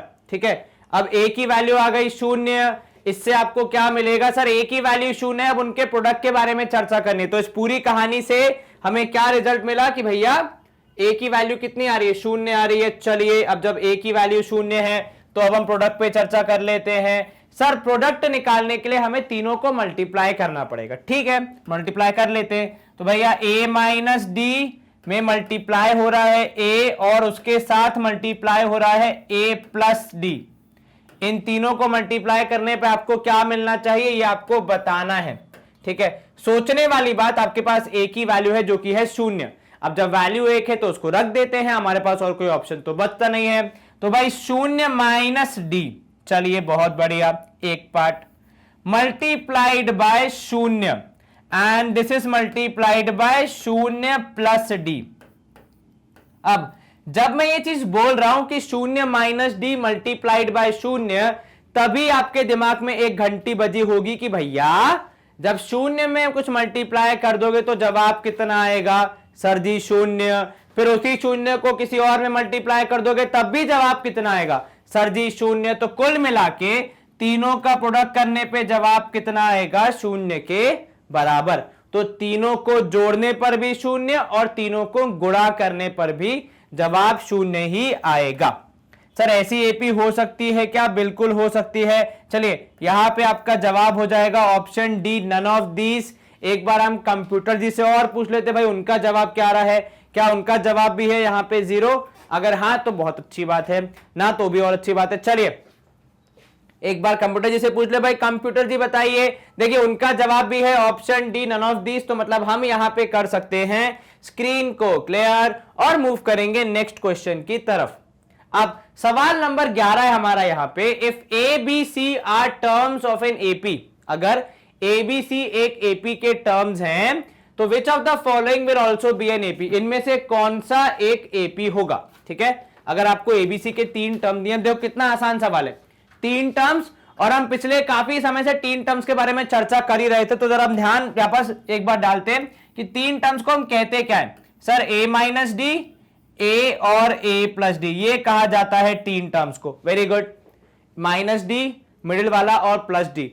अब इसी को जब भी हम 3 टर्म्स अज्यूम करते हैं तो उसी को हम यहां पे ले आते हैं। चलिए पहला वाला है भैया कि a माइनस 4, ऑप्शन ए क्या बोल रहा है आपसे, a माइनस 4, b प्लस 4 और c माइनस 4, ठीक है। दूसरा बोल रहा है a plus 4, b plus 4, c minus 4, very good. तीसरा बोल रहा है a plus 5, b plus 6, c plus 7, या फिर D option none of these है। अब एक काम करते हैं, चलिए हमें यहां पे ऑप्शंस कोई चेक करना है तो क्यों ना एक एपी ले लें। उदाहरण के तौर पे हमने ले लिया भैया 3, 6, 9, क्या ये तीनों एपी में है? यस सर, 3, 6 और 9 एपी में है। अब इसमें हम पुट करते हैं ऑप्शन बी को, ऑप्शन ए को माफ कीजिएगा, कि पहले वाले में से 4 माइनस, दूसरे वाले में 4 प्लस और तीसरे वाले में से 4 माइनस। अब जब आप 3 में से 4 करेंगे माइनस, ठीक है, उसके बाद आप फिर करेंगे 6 में 4 प्लस, क्योंकि b प्लस 4 है। अब यहां पे तो हमारे पास ऑप्शन यूज करने के अलावा कोई और तरीका है ही नहीं। उसके बाद आप करेंगे c माइनस 4, मतलब 9 माइनस 4। आपसे पूछा गया है क्या रिजल्ट आपका एपी आएगा, देख लेते हैं एक बार। भाई 3 में से 4 गया तो -1, 6 और 4 हो जाएगा 10, 9 में से 4 गया तो 5। जितना मैं समझता हूं एपी को, -1, 10 और 5 तो एपी नहीं बनाएंगे, क्योंकि भैया गैप यहां पे देख लोगे तो 11 का है, उसके बाद डिक्रीज हो जा रहा है 5 का, तो कुल मिला के जोड़ घटा के ऑप्शन ए क्या हो जाता है, रिजेक्ट हो जाता है। ऑप्शन बी देख लेते हैं। चलिए अब ऑप्शन बी में क्या बोल रहा है आपसे कि सर +4 और -4 करना है, ठीक है, इसको भी हम ट्राई कर लेते हैं। चलिए +4 का क्या मतलब हो जाएगा सर, 3, उसमें हम जोड़ देंगे 4 तो +4, चलिए ऐड कर दिया। फिर है 6, उसमें भी हम कर देंगे +4। फिर है 9, उसमें भी हम कर देंगे कितना सर, उसमें भी हम कर देंगे +4, तो 9 और साथ में कितना करेंगे -4 है 9 में। चलो 3 और 4 7, 6 और 4 10, 9 में से 4 माइनस करना है। देखिए पहली बात तो ये कि वो जा ही उल्टा रहा है, बाकी को जहां प्लस किया आपने वो माइनस कर रहा है, तो यहां पे ध्यान रखिएगा एपी बन रही है नहीं, उसको अच्छे से चेक करना। तो यहां पे 3 का गैप, यहां पे -5, तो फिक्स नहीं है, गैप चेंज हो रहा है, मतलब एपी नहीं बन रही है, तो ऑप्शन बी भी हो जाता है रिजेक्ट। चलिए अब भैया ऑप्शन बी क्या हो गया, वो भी रिजेक्ट हो गया सर, तो ऑप्शन बी को भी हम लाल रंग से हाईलाइट कर देते हैं। अब ऑप्शन सी है a+5, b+6 और c+7, मतलब पहले वाले में आपने 5 ऐड करना है, दूसरे वाले में 6 ऐड करना है, तीसरे वाले में 7 ऐड करना है। चेक कर लेते हैं, पहले वाले में आपने 5 ऐड करना है तो a+5, दूसरे वाले में 6 ऐड करना है तो +6, तीसरे वाले में 7 ऐड करना है तो +7, 5 और 3 हो जाएगा 8, 6 और 6 हो जाएगा 12, 9 और 7 कितना होगा सर, 9 और 7 हो जाएगा यहां पे 16। क्या ये एक एपी है, एक बार चेक कर लो सर। 8 और यहां पे 4 हो जाएगा 12, 12 और 4 हो जाएगा 16, तो ये एपी बन रही है। कैसे भाई, 9 और यहां पे कितना हो गया सर, 9 और 4 हो गया, 8 और 4 हो गया 12, 12 और 4 हो गया कितना 16, तो ये एक एपी बन रही है, ठीक है। अगर हम इसका एक और कोई एग्जांपल ले लें श्योर करने के लिए कि एपी बनती है या नहीं भाई ऑप्शन से, तो एक बार हम देख लेते हैं। मान लो हमने एग्जांपल ले लिया यहां पे 2, 9 और यहां पे है मान लो एग्जांपल के तौर पे 2 और 9 कितना हुआ, गैप 7 का हुआ ना, तो 16, 2, 9 और 16 गैप कितना है, 7, 7 का है। अब अगर गैप है 7, 7 का चेक करते हैं तो भैया 2, 9, 16 था, हमने ऐड क्या किया है, तो हमने ऐड किया यहां पे पहले में 5, दूसरे में 6 और तीसरे में 7, ठीक है, तो 5, 6, 7 हमने ऐड किया है। 5 और 2 हो जाएगा यहां पे 7, 9 और 6 हो जाएगा 15, 16 और 7 कितना हो जाएगा सर, 16 और 7 यहां पे हो जाएगा 7 और 6 हो जाएगा 13, तो 23, 23। गैप चेक कर लो एक बार, का गैप कंसिस्टेंट है सर, 7 और 8 होगा 15, तो यहां पे गैप है 8 का, 15 और 8 हो जाएगा 23, तो यहां पे गैप है 8-8 का। मतलब सर ये भी एक एपी बन रही है जहां तक हम देख पा रहे हैं। चलिए तो हम ऑप्शन सी को मार्क कर दें क्या, a+5 b+6 c+7। अगर इसके अलावा कोई और ऑप्शन होता तो हम चेक करते, यहां पे हमारे पास कोई और ऑप्शन उपलब्ध नहीं है तो हम चेक नहीं करेंगे। Option D none of these है, लेकिन वो तब मार्क करते जब पूरा का पूरा मतलब ए बी सी तीनों ही ऑप्शन हमें एक्सेप्ट नहीं करते। अब इसी के साथ हम करेंगे स्क्रीन को क्लियर और अगला प्रश्न देखते हैं क्या है मेरे भाई।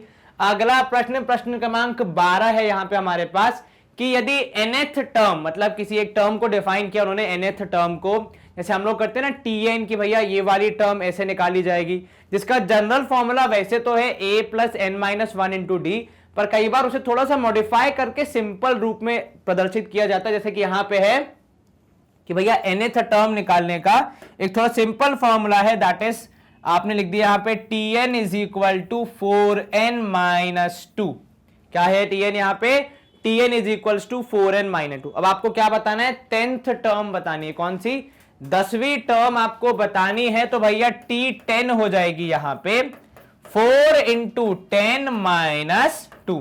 बेहद ही simple application of very simple formula, जहां पे आप क्या करते हैं, n की वैल्यू पुट करते हैं और अपना आंसर बताते हैं। अच्छा ये बनता कैसे, मैं पहले वो बता दूं, विधि बहुत आसान है। जैसे देखिए होता क्या है, बेसिकली उदाहरण के तौर पे आपको पता है कि भैया tn निकालने का जो ट्रेडिशनल फॉर्मूला है वो है a+n-1 इंटू डी, ठीक है।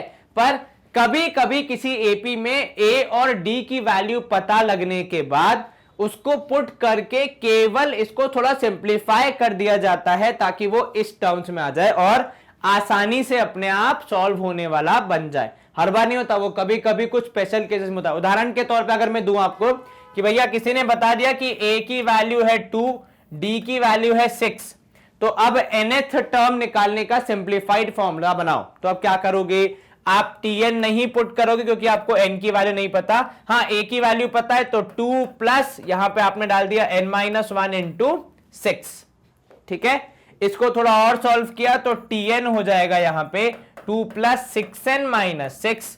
थोड़ा सा इसको फिनिश करने के लिए आपने लिखा 6n-4। तो जो एक्चुअल फॉर्मूला था वो a और d की वैल्यू पुट करने के बाद कुछ इस सिंप्लीफाइड वर्जन के रूप में आ गया। अब आप चाहें तो n की वैल्यू यहां पुट करके जवाब निकालें, चाहे यहां निकालें, बात बराबर ही होगी, एज सिंपल एज दैट, ठीक है। तो इसी तरीके से ये भी फॉर्मूला बना होगा जिसमें a और d की वैल्यू व्यक्ति ने पुट करके इस फॉर्मूले को सिंप्लीफाई कर दिया होगा। हमें उसके डिटेल्स में नहीं जाना है, हमें नहीं फर्क पड़ता कि a और d की वैल्यू क्या थी, हमें सिर्फ 10th टर्म बोली हम वो निकाल देंगे कि भैया जैसे रखिए आपने n की वैल्यू 10, तो हमारी t10 यहां पे है टर्म 10, 4 इंटू 10 मतलब 40 माइनस 2, दैट इज t10 हो जाएगा आपका 38, कितना 38। अब t10 है आपका 38, मतलब आपकी टर्म 38, टर्म 10th टर्म कौन सी है, 38 है, तो ऑप्शन बी 38 आप अपने जवाब के रूप में मार्क करेंगे।